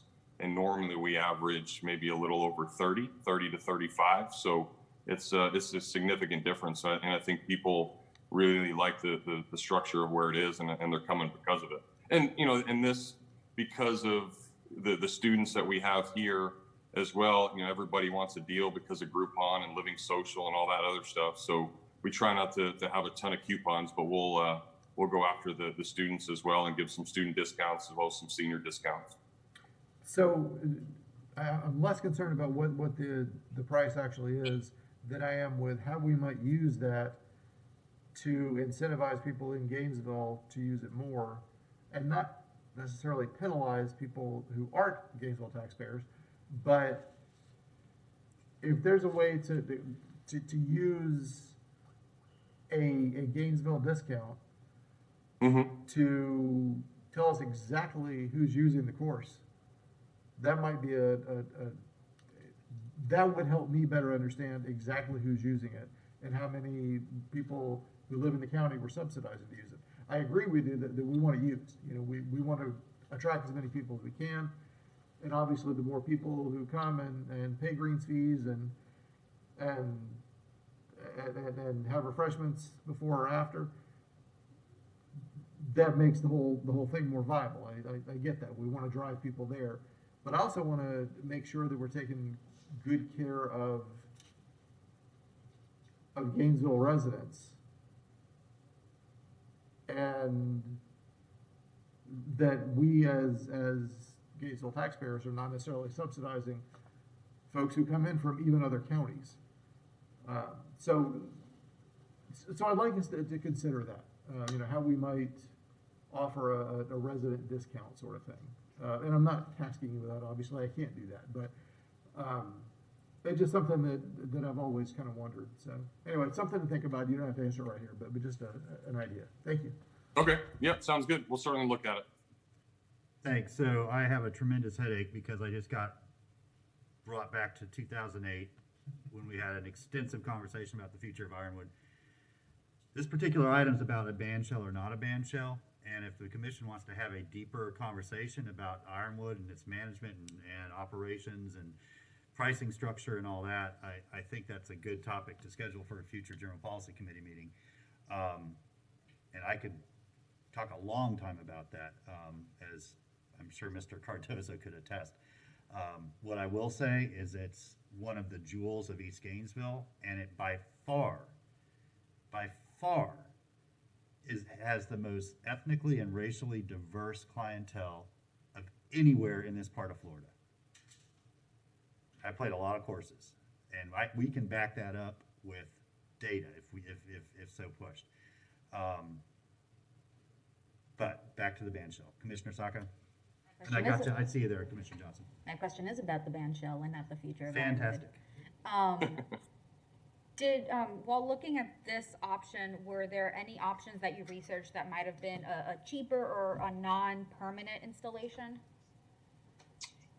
No, we didn't. And again, I could go back to Russell, and that would be more of his expertise on events that he's done or places that he's been about the state. You know, he worked really hard with his staff to come up with the most viable options that would be the most cost effective and still be able to do everything that we were asked to look for. So it wouldn't be an obscene, ginormous structure, but it's just that I think it would have to be permanent just from the constant wear and tear of bringing stuff in and out and doing different things. I would almost rather have something there all the time just to not mess up the grass, because it's such a big part of what golf is. Okay, that's a fair assessment. So as the experts, this is the most viable option we have. Correct. Okay, thank you, sir. Commissioner Johnson. Thank you. Thanks, Mayor. I think this is a fantastic idea, the addition of a band shell. So once you hear the feedback from my colleagues today, what are the next steps? Are you asking me that? I'm sorry. Yeah, anybody that wants to answer. I'll answer it. If the commission likes the idea of moving forward with this, we'll incorporate it into the Wild Spaces Public Places Plan, and then have you all vote on the amendment to that plan, and then move forward. Great. Thanks. Okay, thank you. I think it opens up the opportunity to bring more people to the course and see more diverse set of uses. And it would be a special venue. It would be really unlike anything else in the area, and a relatively low cost to get it going. I mean, that's what I like. And we've known for years that our clubhouse is underutilized. We've, I think, tried to do some different things to create more value out of that, and this is one of those things that could definitely do it. So I support moving forward as well, as I do with this presentation. And once we're done with this, Commission, we're going to need to go to the RTS issue because we have our ALS interpreters here, because that specifically relates to a COVID item. And then we'll come back to Commissioner Sacco's item. So Ms. White, please continue. Okay. So the General Policy Committee asked staff to discuss the master planning of Tom Petty Park and a potential larger park improvement project. So staff supports moving forward with the master planning of Tom Petty Park, but after weighing all of the other needs throughout the city's aging park system, staff are making the following recommendations. Staff request permission to focus on Tom Petty Park's immediate needs in 2021 and 2022, which include adding ADA access to the fields, adding shade over the bleachers, and improving field drainage and regrassing the fields with better turf for safety improvements. Staff feels that an equal investment should be made in softball, as was recently made at Albert Ray Massey Park for baseball to support equity between these two groups. These specific improvements have been requested by the user groups of Tom Petty Park softball fields. Staff would like to begin a master planning process for Tom Petty Park in maybe 2023. I think we'll reevaluate and see where we are as that year gets closer to better identify additional improvements neighbors of the park would like to see. So I'm going to pause and see if there's comments on this. There are not. Please continue. Okay. Staff was also asked to bring back Glen Springs as a discussion item. So Glen Springs has been a topic of conversation for longer than I've been alive. Steve Phillips worked on the acquisition of Glen Springs for his 35-year career with the city, and staff recently proposed to remove Glen Springs from the Wild Spaces project list for 2021 to 2024 so as to not tie up funds that could be used for other Wild Spaces projects. But we are open to reconsidering that proposal, and we can put it back on the list if the commission so desires, with the acknowledgement that if we earmark money for this project, we have to reevaluate projects in the later years of Wild Spaces and shift some funds around.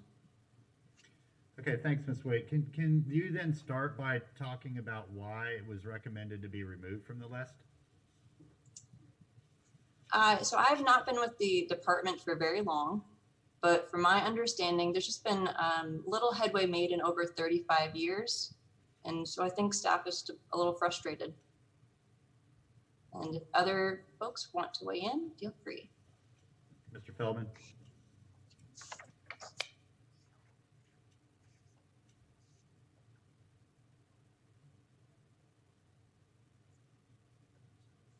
Okay, I guess. Mr. Feldman, did you want to add? I was just going to say, from my understanding of this project, this would be a nice to have, but at this point, my recommendation is we just move on to the other projects. And, if this comes about, then it comes about, but we shouldn't be devoting time and dollars at this point to a project that we don't think is going to come to fruition. And I did, so everybody's just avoiding answering the question. Why is it unlikely that this come to fruition? I know the answer. I'm just trying to get somebody from staff to say it. But we don't have a willing seller. Right. It's not that we don't want to develop it and make it a top-notch city amenity. It's that it's in private hands, and we've been working for, well, 35 years it sounds like, but certainly since I came on the commission, at trying to convince them to sell it to us, and that just hasn't happened yet. Commissioner Santos? Thank you, Mr. Mayor. So I don't want us to take it off of our acquisition list of something that we want to buy. I think if we do have a willing seller, I think we can always find the money to buy it since it has been such a long project. I just don't want to like just give up and say we're not going to buy any more of that, because I think it is an important place hopefully we can purchase. And then also, as we're moving towards developing the Hogtown Creek Greenway, it also is kind of one of the points along that trail as well. Thank you, Mr. Mayor. Yeah, all those things are true. But until the Elks decides that they actually want to dispose of that property, it's just us talking about it. So, go ahead. Yeah, that's what I'm okay with releasing the funding right now, but I don't think we should just say, hey, we still, I think we should be like, hey, Elks Lodge, right, whenever you are interested, we will purchase it. Not just say that we're not interested in purchasing it anymore. Because I believe we can find the funds whenever we do have them as a willing buyer. Thank you, Mr. Mayor. Commissioner Ward? Thank you, Mr. Mayor. So it all seems kind of tragic to me.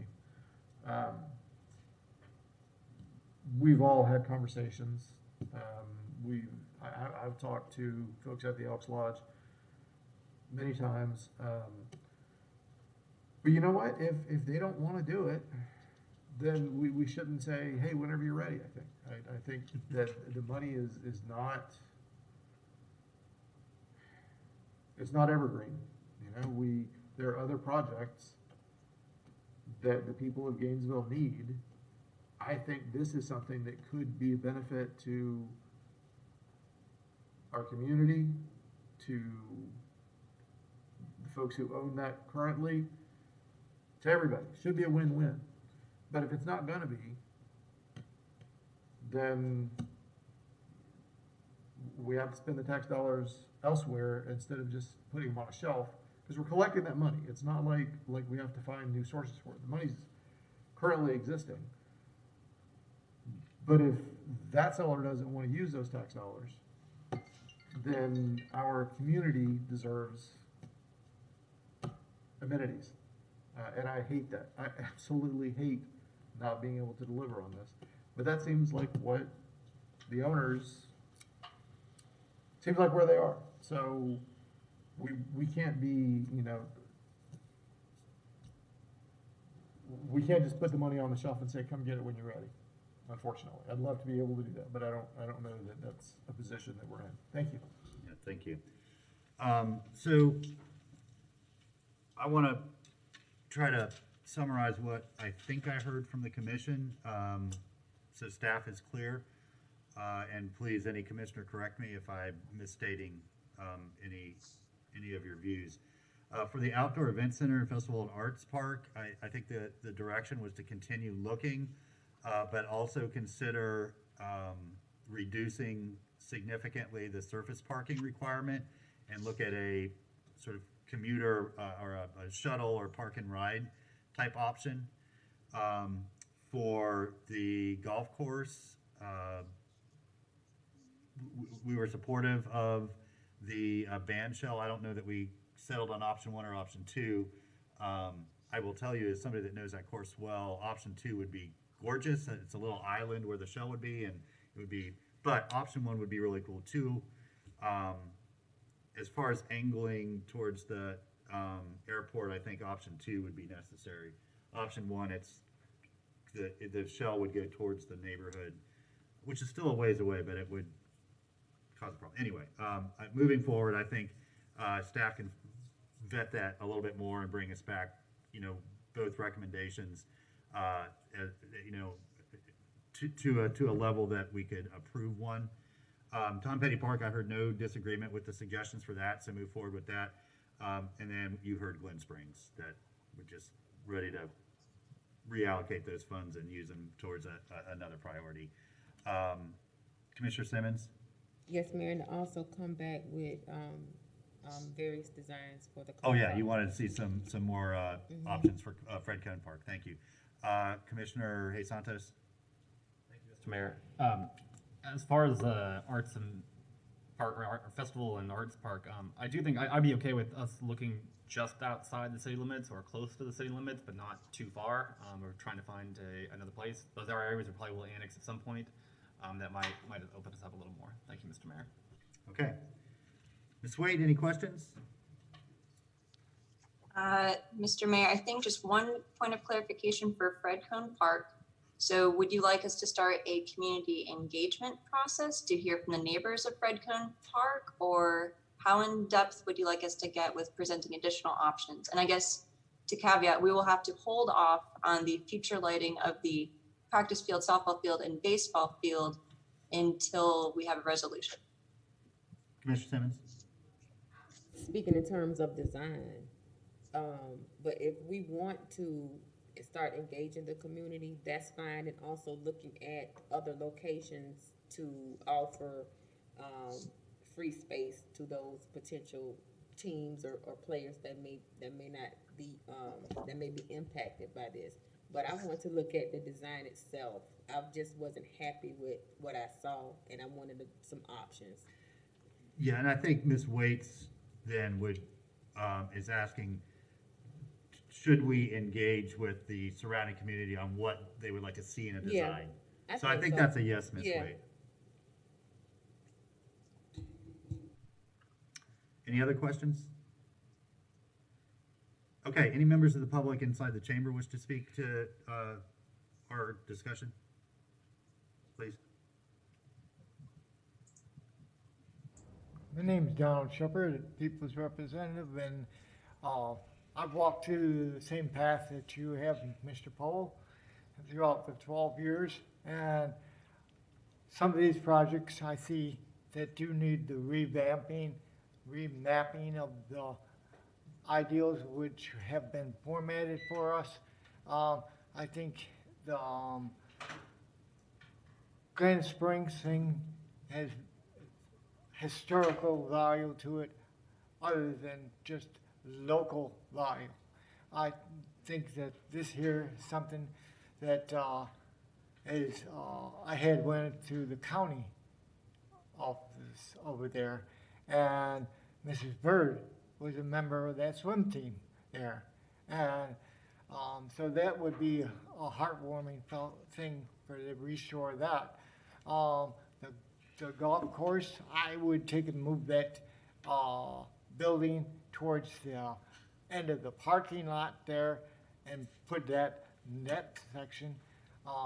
The Tom Petty thing, I think it needs more study to it, and I have no opinions about that, but I'd like to see these projects come in the future. Okay, thanks. Yeah, try to keep that mask above the nose. Thank you, Mr. Shepard. Yeah. Appreciate your And thoughts. So thank you for this opportunity, and Thank look you. forward to more. Thank I you. have another question for you. I'd like to see after meeting that I'll have this question for you. Okay, thank you, Mr. Shepard. Thank you. Anybody else in the chamber? Okay, Adam, anybody on the, oh, go ahead, come on up, sir. Hold on one sec, Adam.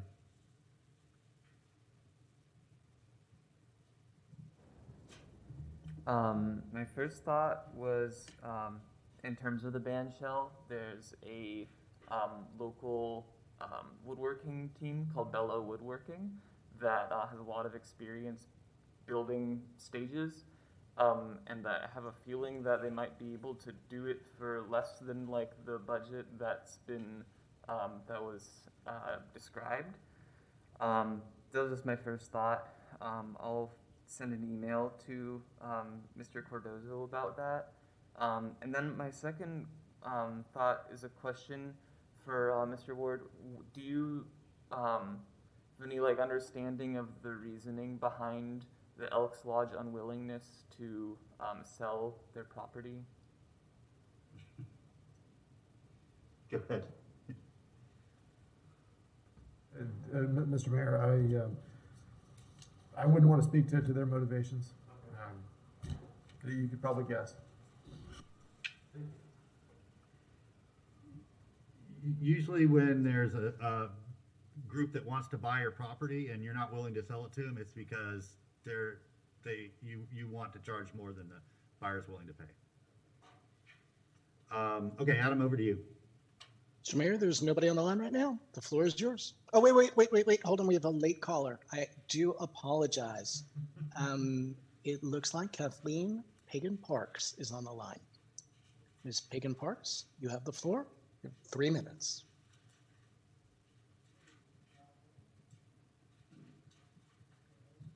Kathleen, are you out there?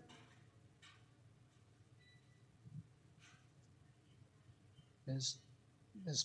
Pagan Parks, are you there? Pagan? Yes, yes, yes. Ms. Pagan Parks.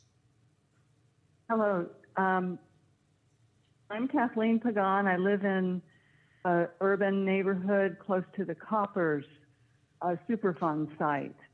And I think you might look at that site for the medieval fair and events program. There is actually a history of rock and roll history in Gainesville that mentions that Stephen Stills' father worked at the Coppers facility, and the family lived on Northwest 19th Lane.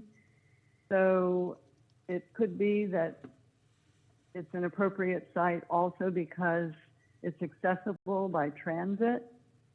Visitors could park downtown and take a transit route to that area. And there's, I believe, about 90 acres on the site, so there would still be some area for housing and mixed use, especially if you don't.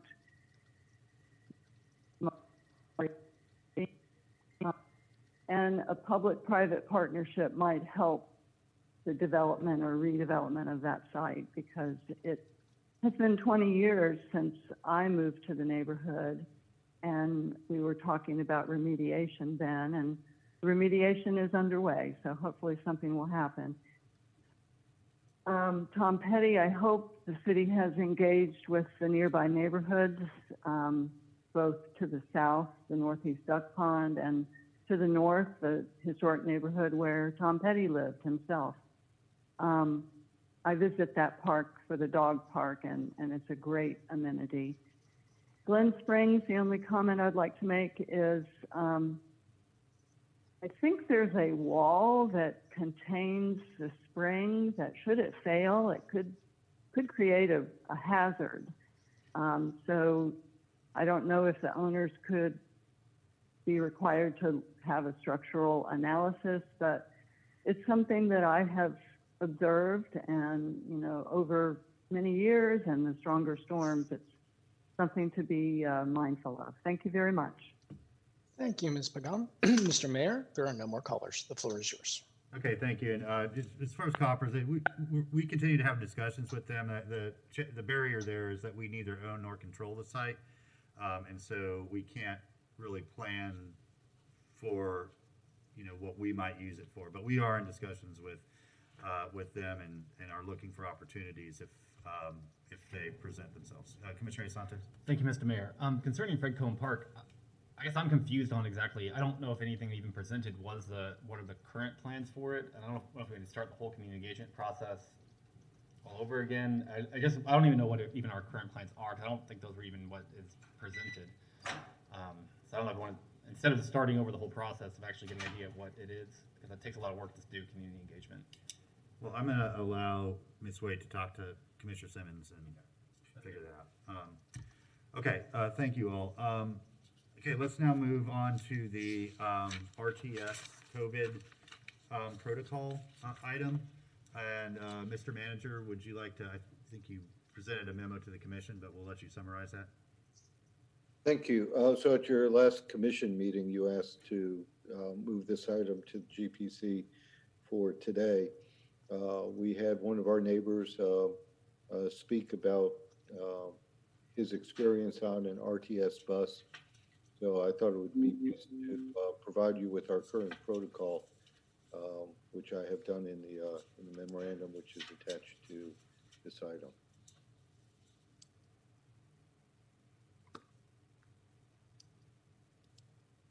And I'm happy to review the specifics of that if you'd like.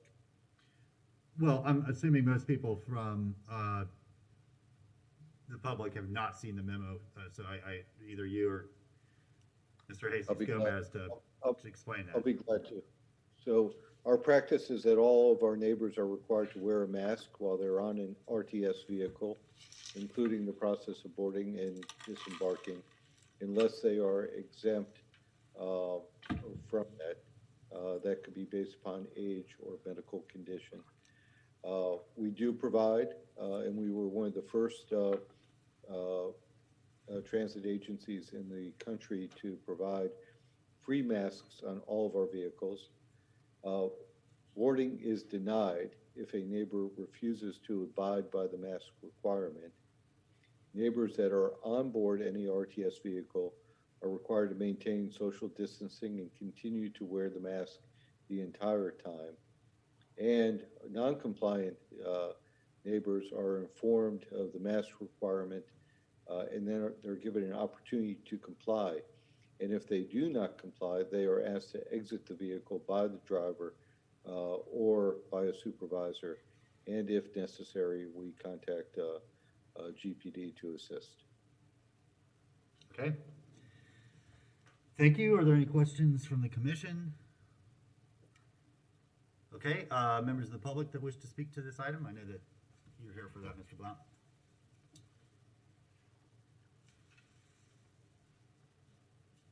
Yes, there are free masks on board, a dispenser at the front door. Yes, there are signs that say mask required. I have once, since the pandemic began, heard a driver remonstrate on somebody about not having their mask. And lots of people get on dying the mask, sit down, and take it off. So I want to tell the entire public, you are not safe riding RTS. A closed bus, half full of unmasked people, is a dangerous COVID situation. That bus should have the doors open and standing still until people are masked. There's no enforcement. I've been on the bus. How many of y'all ride the bus frequently? I use the bus several days every week. I have seen no enforcement. In fact, one day I saw a man in the back of the bus talking loudly on his phone, laughing, talking loud. A woman got up and went to the free mask dispenser, took him a mask, and he refused it. Nothing happened. He was not asked to leave. The driver did nothing. And the driver should not have to play policeman, because that can bring negative blowback on that driver. That's why I've been suggesting to you over and over that the driver be able to have a recording to play so that the compliant and non-compliant know that it's policy, that it's not the driver's personal pick, and that announcement should also mention the onboard cameras, again, to avoid blowback on the driver. I don't know why you won't take action. It's so easy. I volunteer. I'll be the voice on the recording. If you're worried about paying somebody to do the recording, you need to make your buses safe. But I warn the public, if you have any alternative, avoid riding RTS. It is unsafe, and action is not being taken to change it. Thank you. Anybody else? Adam, anybody on the line? Mr. Mayor, there is no one on the line. The floor is yours. Okay, Mr. Feldman or Mr. Jesus, do you want to respond at all to what Mr. Blount has just said? I'll certainly let Mr. Gomez jump in, and then I'll summarize. Okay, thank you. Yes, Mr. Mayor, we after the federal mandate, we have submitted information to all our drivers, and we're trying to enforce that. There's probably been occasions that we don't see, the drivers don't see anybody with taking the mask out. But there's situations, and that we have even drivers not trying to use a mask, and we have to take action on it. We have trespassed some of the passengers for not wearing a mask. Situation escalate after that, and we have to call GPD for assistance. But we are trying to enforce as much as we can. We don't have that many complaints. We review every complaint that we receive in that. We have cameras on all the buses, and we enforcing that. We deal with the passengers, and we have submitted, like I said, some trespass notices to some of our passengers for not wearing a mask. The last month, initially when we had the initial pandemic, we have a lot of issues with enforcing the mask, and we have a lot of complaints. But it's been reduced significantly. The last month, we only have 3 complaints about it, and we have dealt with every situation. That we're doing our best. We trying to same as cleaning the buses, but if we have a situation, we would like to have patients to let us know, and we take action. Okay, thank you, Mr. Gomez. Mr. Feldman? As Mr. Gomez said, I think we have rules. I think we're reasonably enforcing it. I can't tell you that we're going to have 100% compliance, but I'm pretty confident that we're getting a very high level of compliance on RTS. And I believe our RTS system from day one has been very safe to ride. Okay, I think thank you. Staff has been very committed to that. Thank you. Commissioner Johnson? Thanks, Mayor. Is it possible to have announcements on the bus? So I'll defer to Mr. Gomez for that. Right now, we're retrofitting the system to have that on all the buses. We have on the new buses we can, but not in all the buses. So, How much of our fleet is new? not many. Our fleet is really old. Okay, so when you say retrofitting, we're retrofitting the older buses to be able to a new do that? CAT ADL system. So, in the annunciation piece is one of the new ones that we are installing on all the buses, including the old buses, going to have that. Okay. So by the summer, we have a system that we can apply to all the buses. But right now, maybe 10 to 15 buses can have that announcement that we can do it right away. Is it possible for the driver to make the announcement every once? Like, can that be? We can.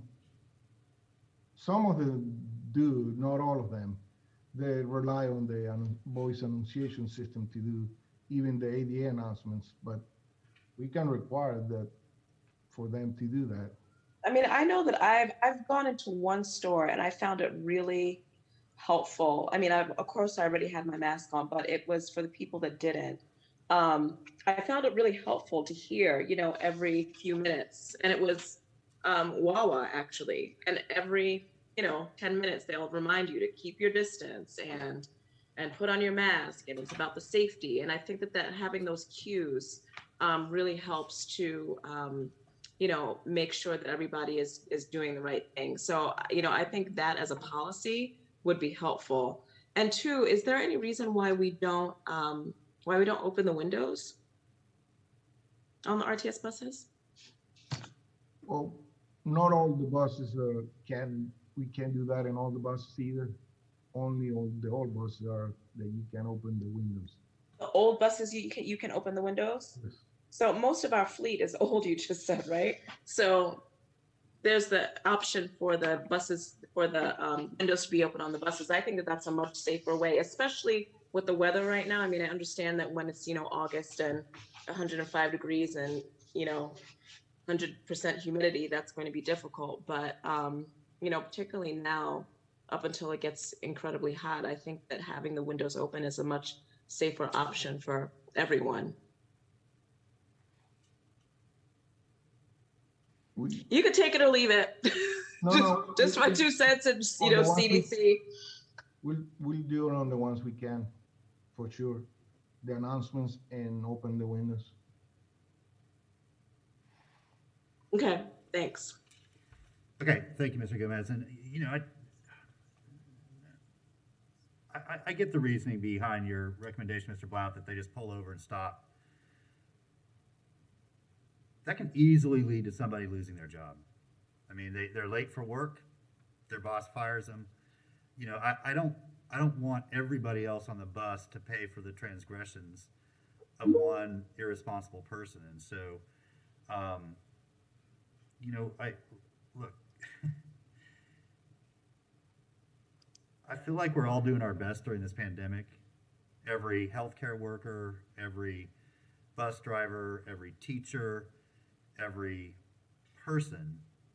And there are a few folks in every community that lack empathy and lack compassion and lack concern for their fellow human beings.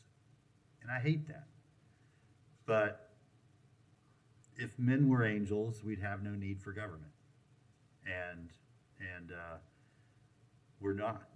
There are bad actors, and you know, we are really trying to do our best.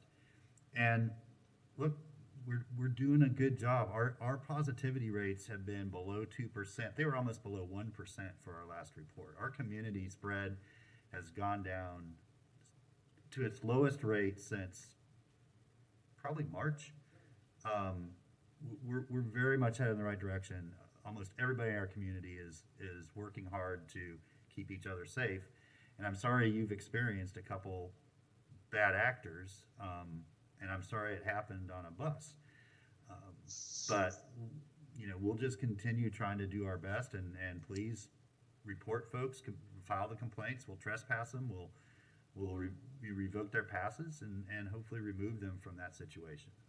You know, and that's, we just got to look out for each other. I mean, that's how we get through this in the end.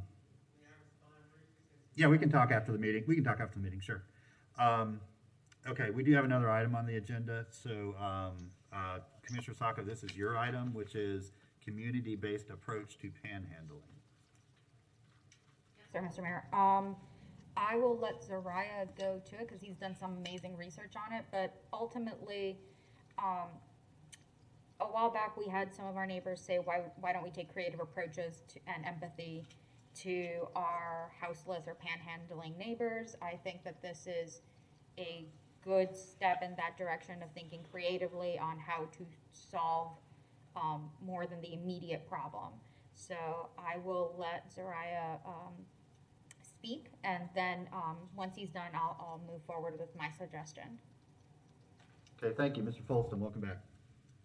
Thank you, Mr. Mayor. Thank you, commissioners. Thank you, Commissioner Sacco, for even bringing this to our attention as something to research.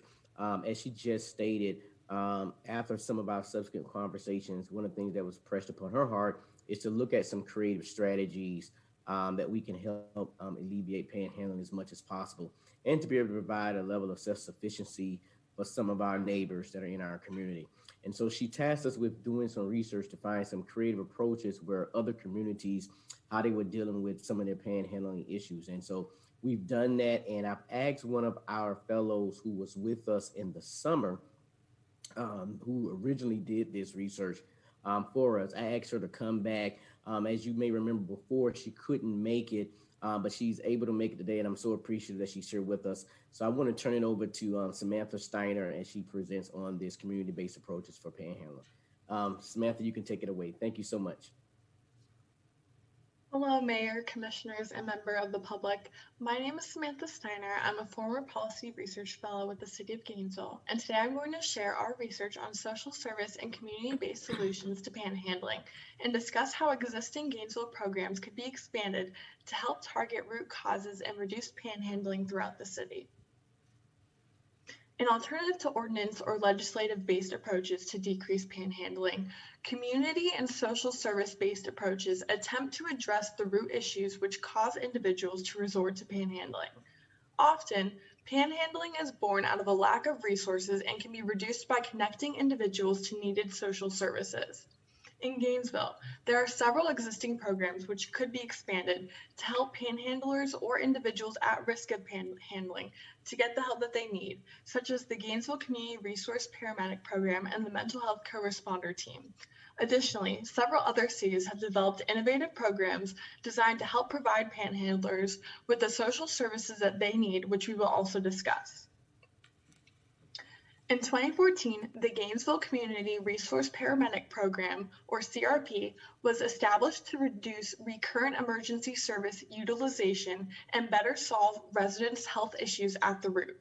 The program helps residents with mobility, mental health, transportation, substance abuse, women's health, pediatric care, and chronic disease issues through a case management program.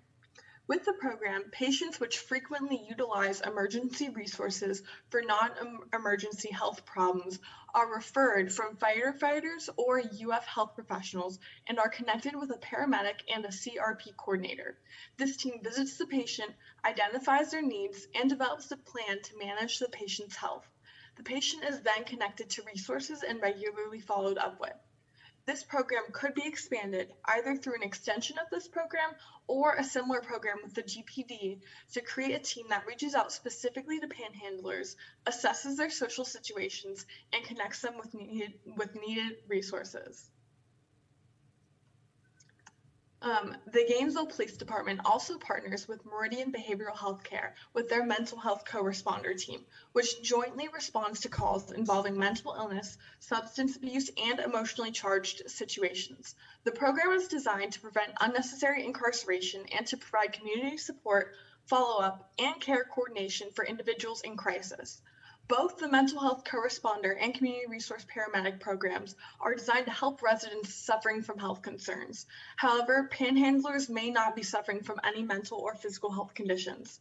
Thus, both programs could be expanded to address all residents in need of social services to connect them with resources in Gainesville. Grace Marketplace is another program within Gainesville, and it is a one-stop homeless resource center serving Gainesville and Alachua County, which provides resources and services for anyone experiencing or at risk of homelessness. Services provided by Grace include emergency shelter, permanent housing, showers, hot meals, storage, case management, job training, and providing space for healthcare and other services such as domestic abuse, veteran, mental health, and financial services. Many programs around the country, which emphasize a preventative approach to reduce panhandling, center around connecting those individuals with programs such as Grace, as these programs can then leverage their own existing services and resources to assist individuals in getting help where it's needed. Thus, the tools of Grace Marketplace could be utilized or expanded upon to help connect panhandlers with the employment opportunities and social services that they need to reduce the likelihood that they return to panhandling. There are 3 other cities who have community-based approaches to panhandling that we will highlight. Fontana, California has created a social service facility which homeless individuals can be brought to voluntarily by police officers. And Albuquerque, New Mexico and Lexington, Kentucky offer a temporary jobs program for panhandlers. In Fontana, California, the police department led the effort to bring together community, business, and church leaders to open an office where homeless individuals could be given counseling and processed for entry in various public and private programs similar to Grace Marketplace. When a police officer comes into contact with a homeless person, they offer to voluntarily transport them to the facility. In order for a program like this to be successful, it would require a community to understand why individuals are panhandling and whether it is due to a lack of resources such as stable housing, unemployment, or food insecurity. Based on that knowledge, referrals to such a program like Grace Marketplace could reduce the need for panhandling. In Albuquerque, New Mexico, a city-owned car drives around the city twice a week to offer a day's work to anyone soliciting money in the streets. Individuals are offered $9 per hour in addition to free lunch to perform low-skilled labor needed by the public's work department, such as painting or trash pickup. At the end of the day, participants are transported to a nearby shelter where they are paid and can receive additional support and services, such as mental health or substance abuse counseling.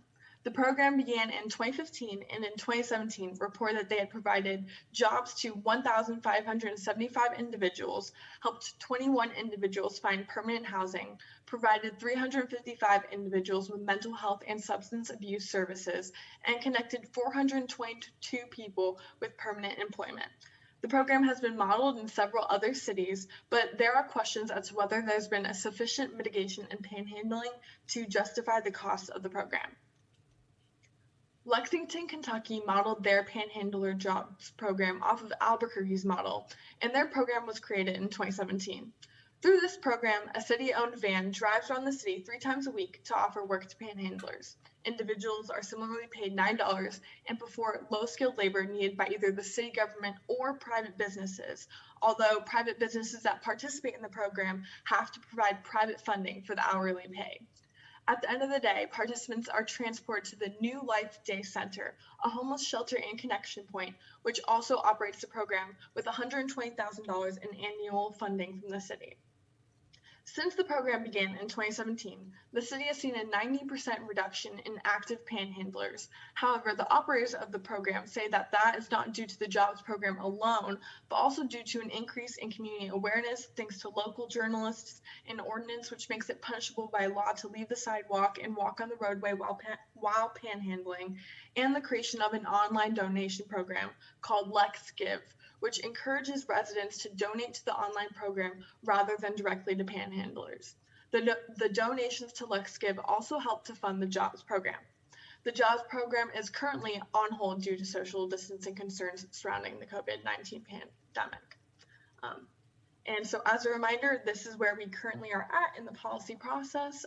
We can move on to questions, and I'll hand it over to Soraya. Wow, thank you, Samantha. You did a wonderful job. I'm gonna hand it back to Commissioner Sacco. Thank you both. I really appreciate the time and effort that went into it, and finding cities that are already moving in that direction that I'm thinking about. My idea, what I propose is setting up a program similar to Albuquerque or Lexington, where the city has projects. We need folks to do street cleanups, road cleanups.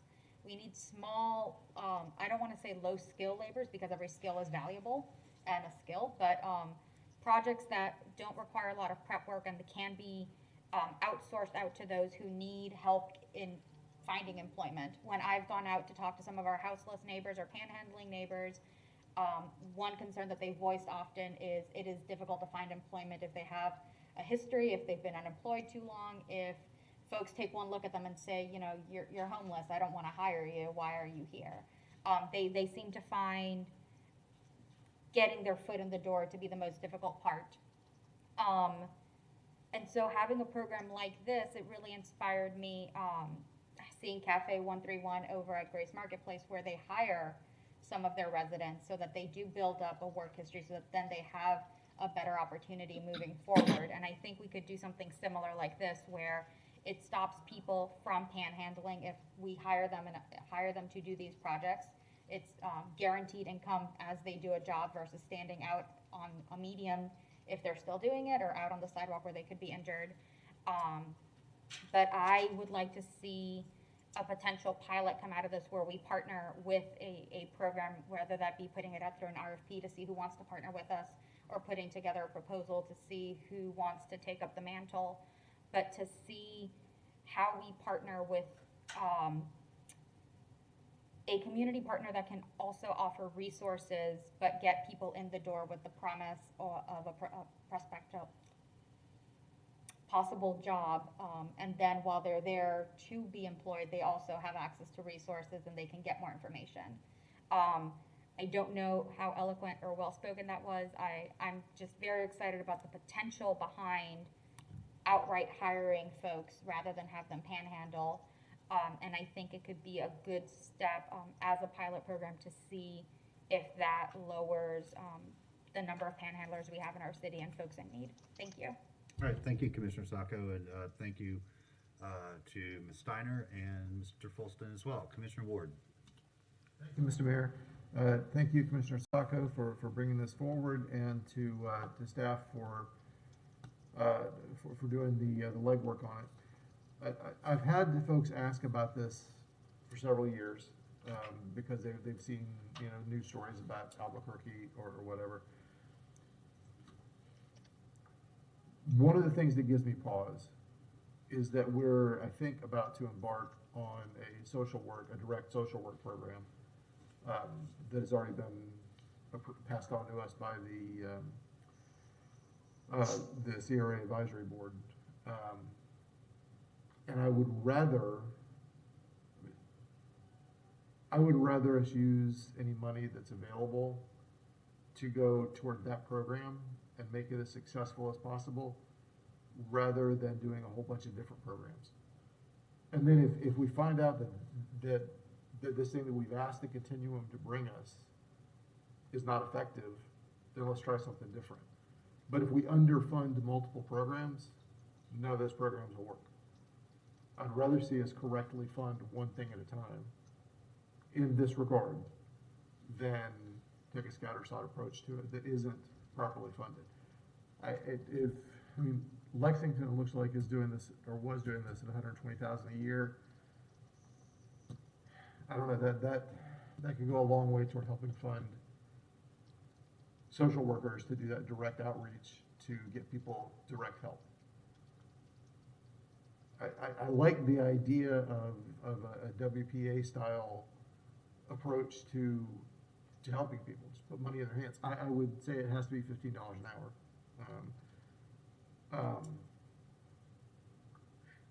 I don't know. I would, it's not that it's bad, it's that we've already got something in the queue that is talking to the same need, just approaching it from a different angle. Have we had any of our partner groups come to us with this, that they want to run it, or would this be us going out and seeking somebody to do it? Commissioner? I think Mr. Feldman, when I spoke with him about it, had communicated with one community partner who wasn't interested at the moment. They didn't think they had the capacity for it. But that's one program. It's not necessarily the bulk of them having heard the proposal. When I've spoken with street outreach advocates, they were optimistic that it was something that could help, as a lot of folks, their main service that they need is employment, as they wait. They might not necessarily need mental health counseling or other services. What they need is employment, and a first entry level job that they can then say, see, I proved I can show up to work and do my job without problems. And that's been really the propulsion behind this, where some folks, the service they need is an entry level job to show that they are capable of doing other jobs for 6 months down. Thank you, Commissioner Sacco and Mr. Mayor. I would be interested in hearing from community partners who are interested in running this. I don't want the city of Gainesville to run it. I'm fine with us. I might be fine with us funding it. We don't have staff to do this. So I would want to hear if there are community partners who have a real interest in doing it, without feeling like we're saying, we love what you're doing, but go out and create this other program for us and respond to our RFP. I would want to know that some of them really have a passion for it, or new partners maybe, so that we're not just forcing it down upon them. Because most of our community partners in this range of services are certainly overtaxed already. I mean, they're doing everything they can and a whole lot more. So I wouldn't want to just dump something on somebody who felt like they had to say yes. If there is a community partner or some community partners who really want to do it, who want to take it and run with it, then yeah, I'd be very interested. But we have to have somebody who can do the work for us, because it's pretty staff intensive, I think. So I don't dislike the idea. I just think there's a lot between here and there before I would feel comfortable with it. So thank you. Thank you. Commissioner Johnson. Thanks, Mayor.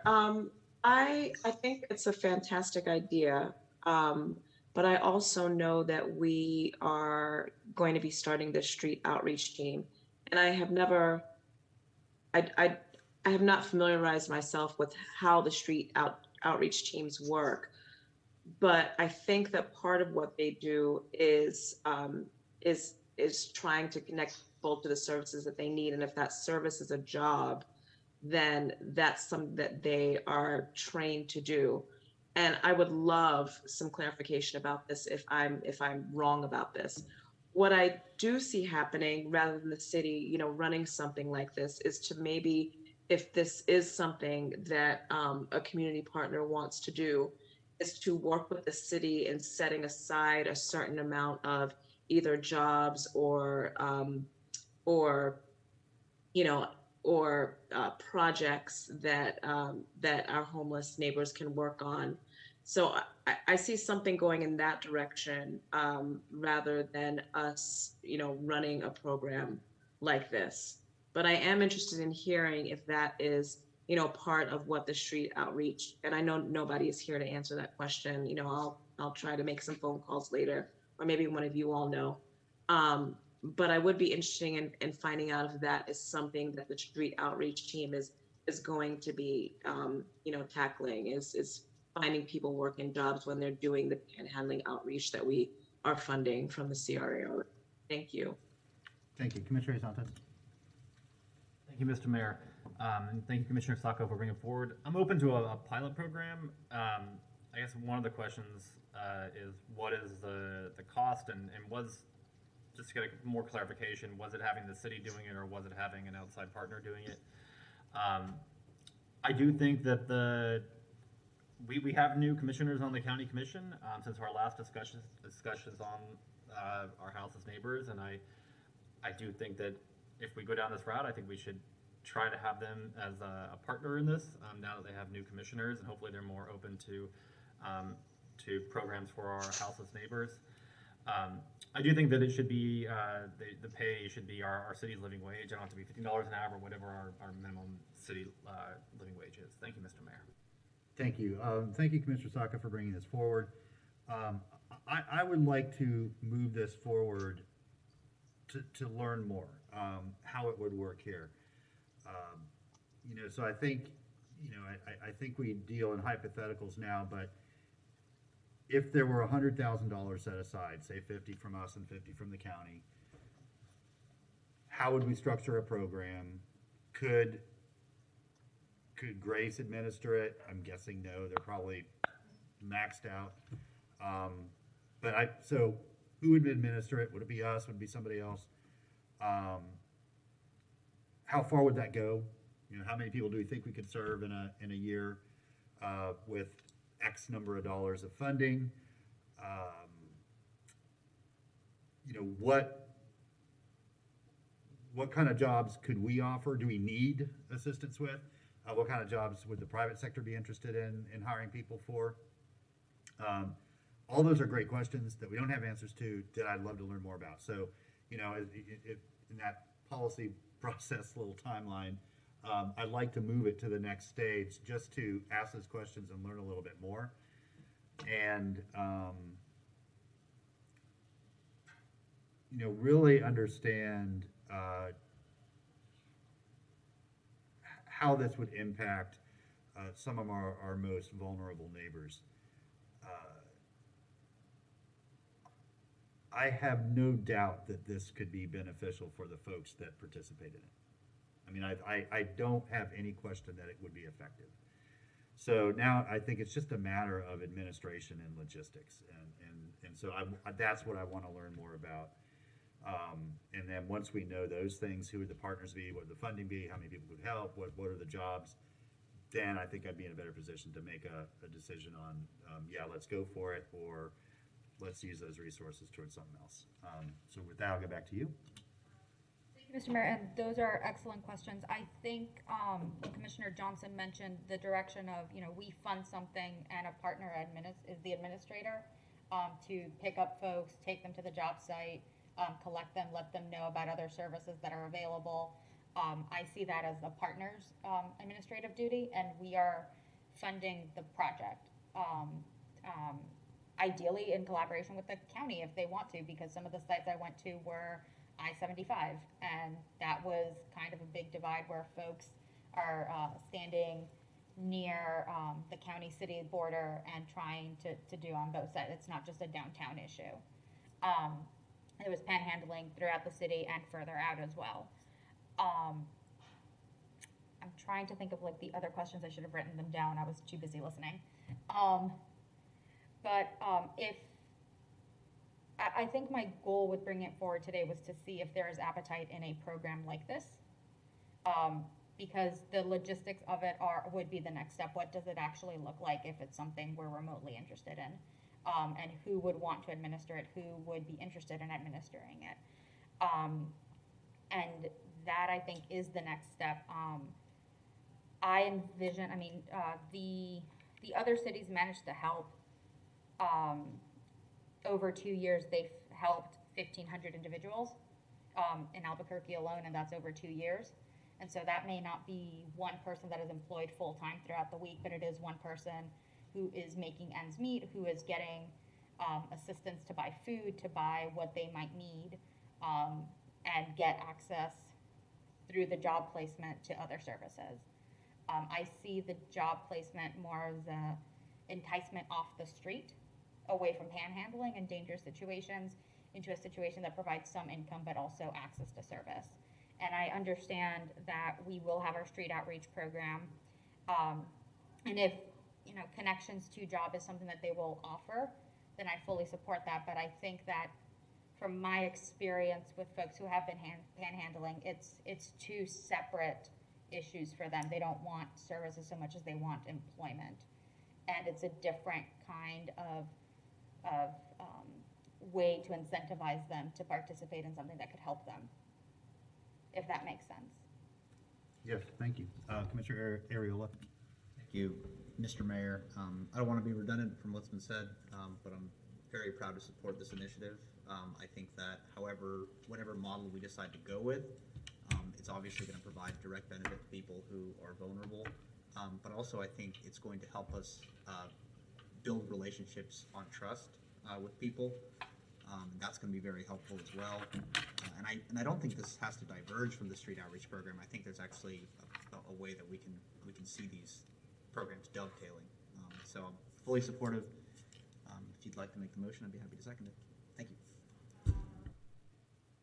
you. Okay, so I'd like to move that we direct staff to develop the logistics of a community outreach program for employment of our houseless and panhandling neighbors, and to explore partnership opportunities for the administration of the project, to identify funds for a one-year pilot, if applicable, and to identify future funds for continuing of the project. Okay, motion by Commissioner Sacco, seconded by Commissioner Hayes Santos. Nope. Adam, I'll turn it over to you for public comment. Thank you, Mr. Mayor. There's nobody on the line. The floor is yours. Oh, I'm sorry, it was Commissioner Ariola on the second. I apologize. Thought it was you. Okay, anybody in the chamber wish to speak to the motion?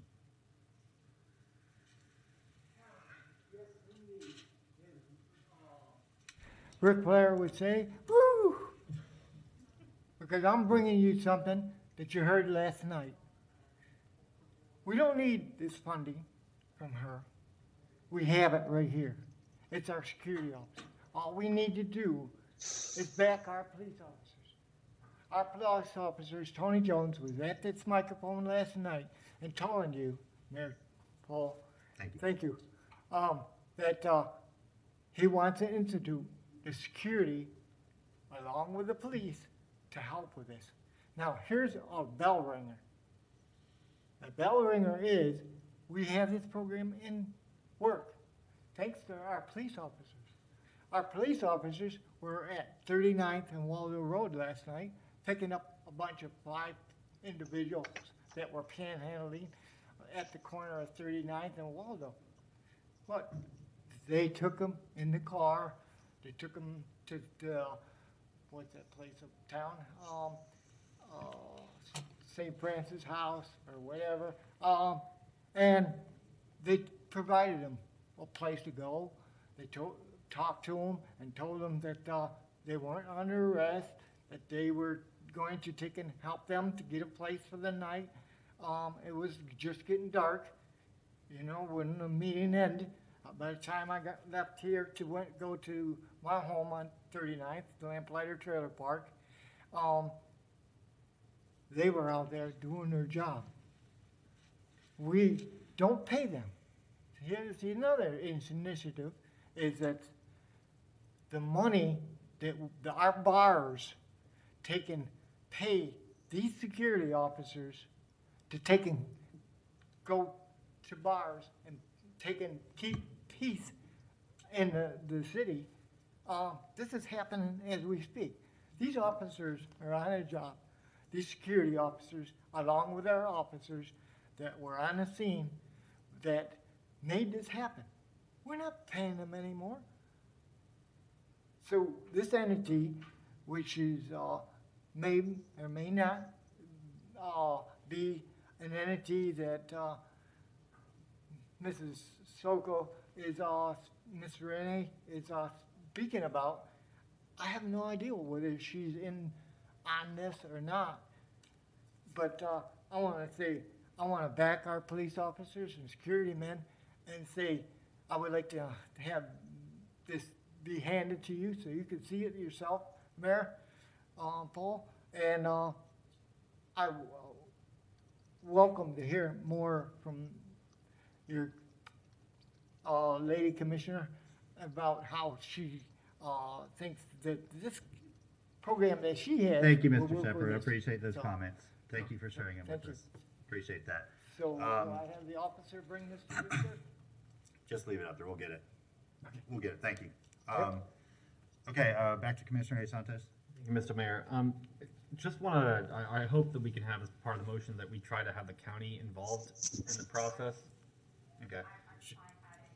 Well, you said partners, identify partners, and that clearly means the county. Yeah, and I think it's hard to get, I don't know, sometimes when you get them involved early, hopefully they might be more part of it, maybe. We'll see. All right, thank you, Mr. Mayor. Yeah, thank you.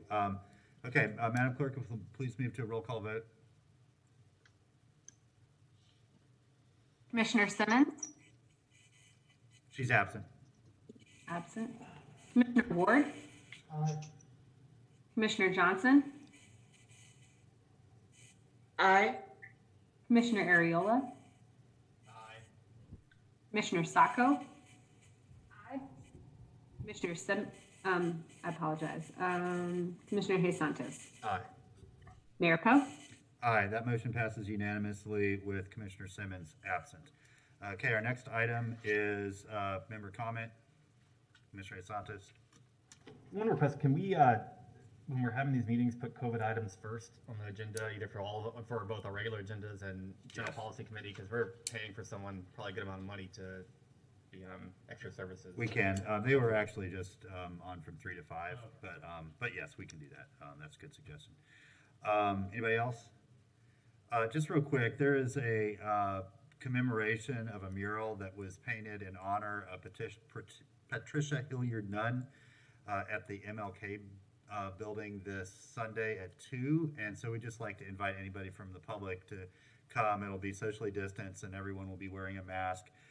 But I think it will be a very meaningful tribute to one of the great people that ever graced our presence. So if you can make it Sunday at the MLK building and see the unveiling of the mural that was painted in her memory and honor, you'd be welcomed.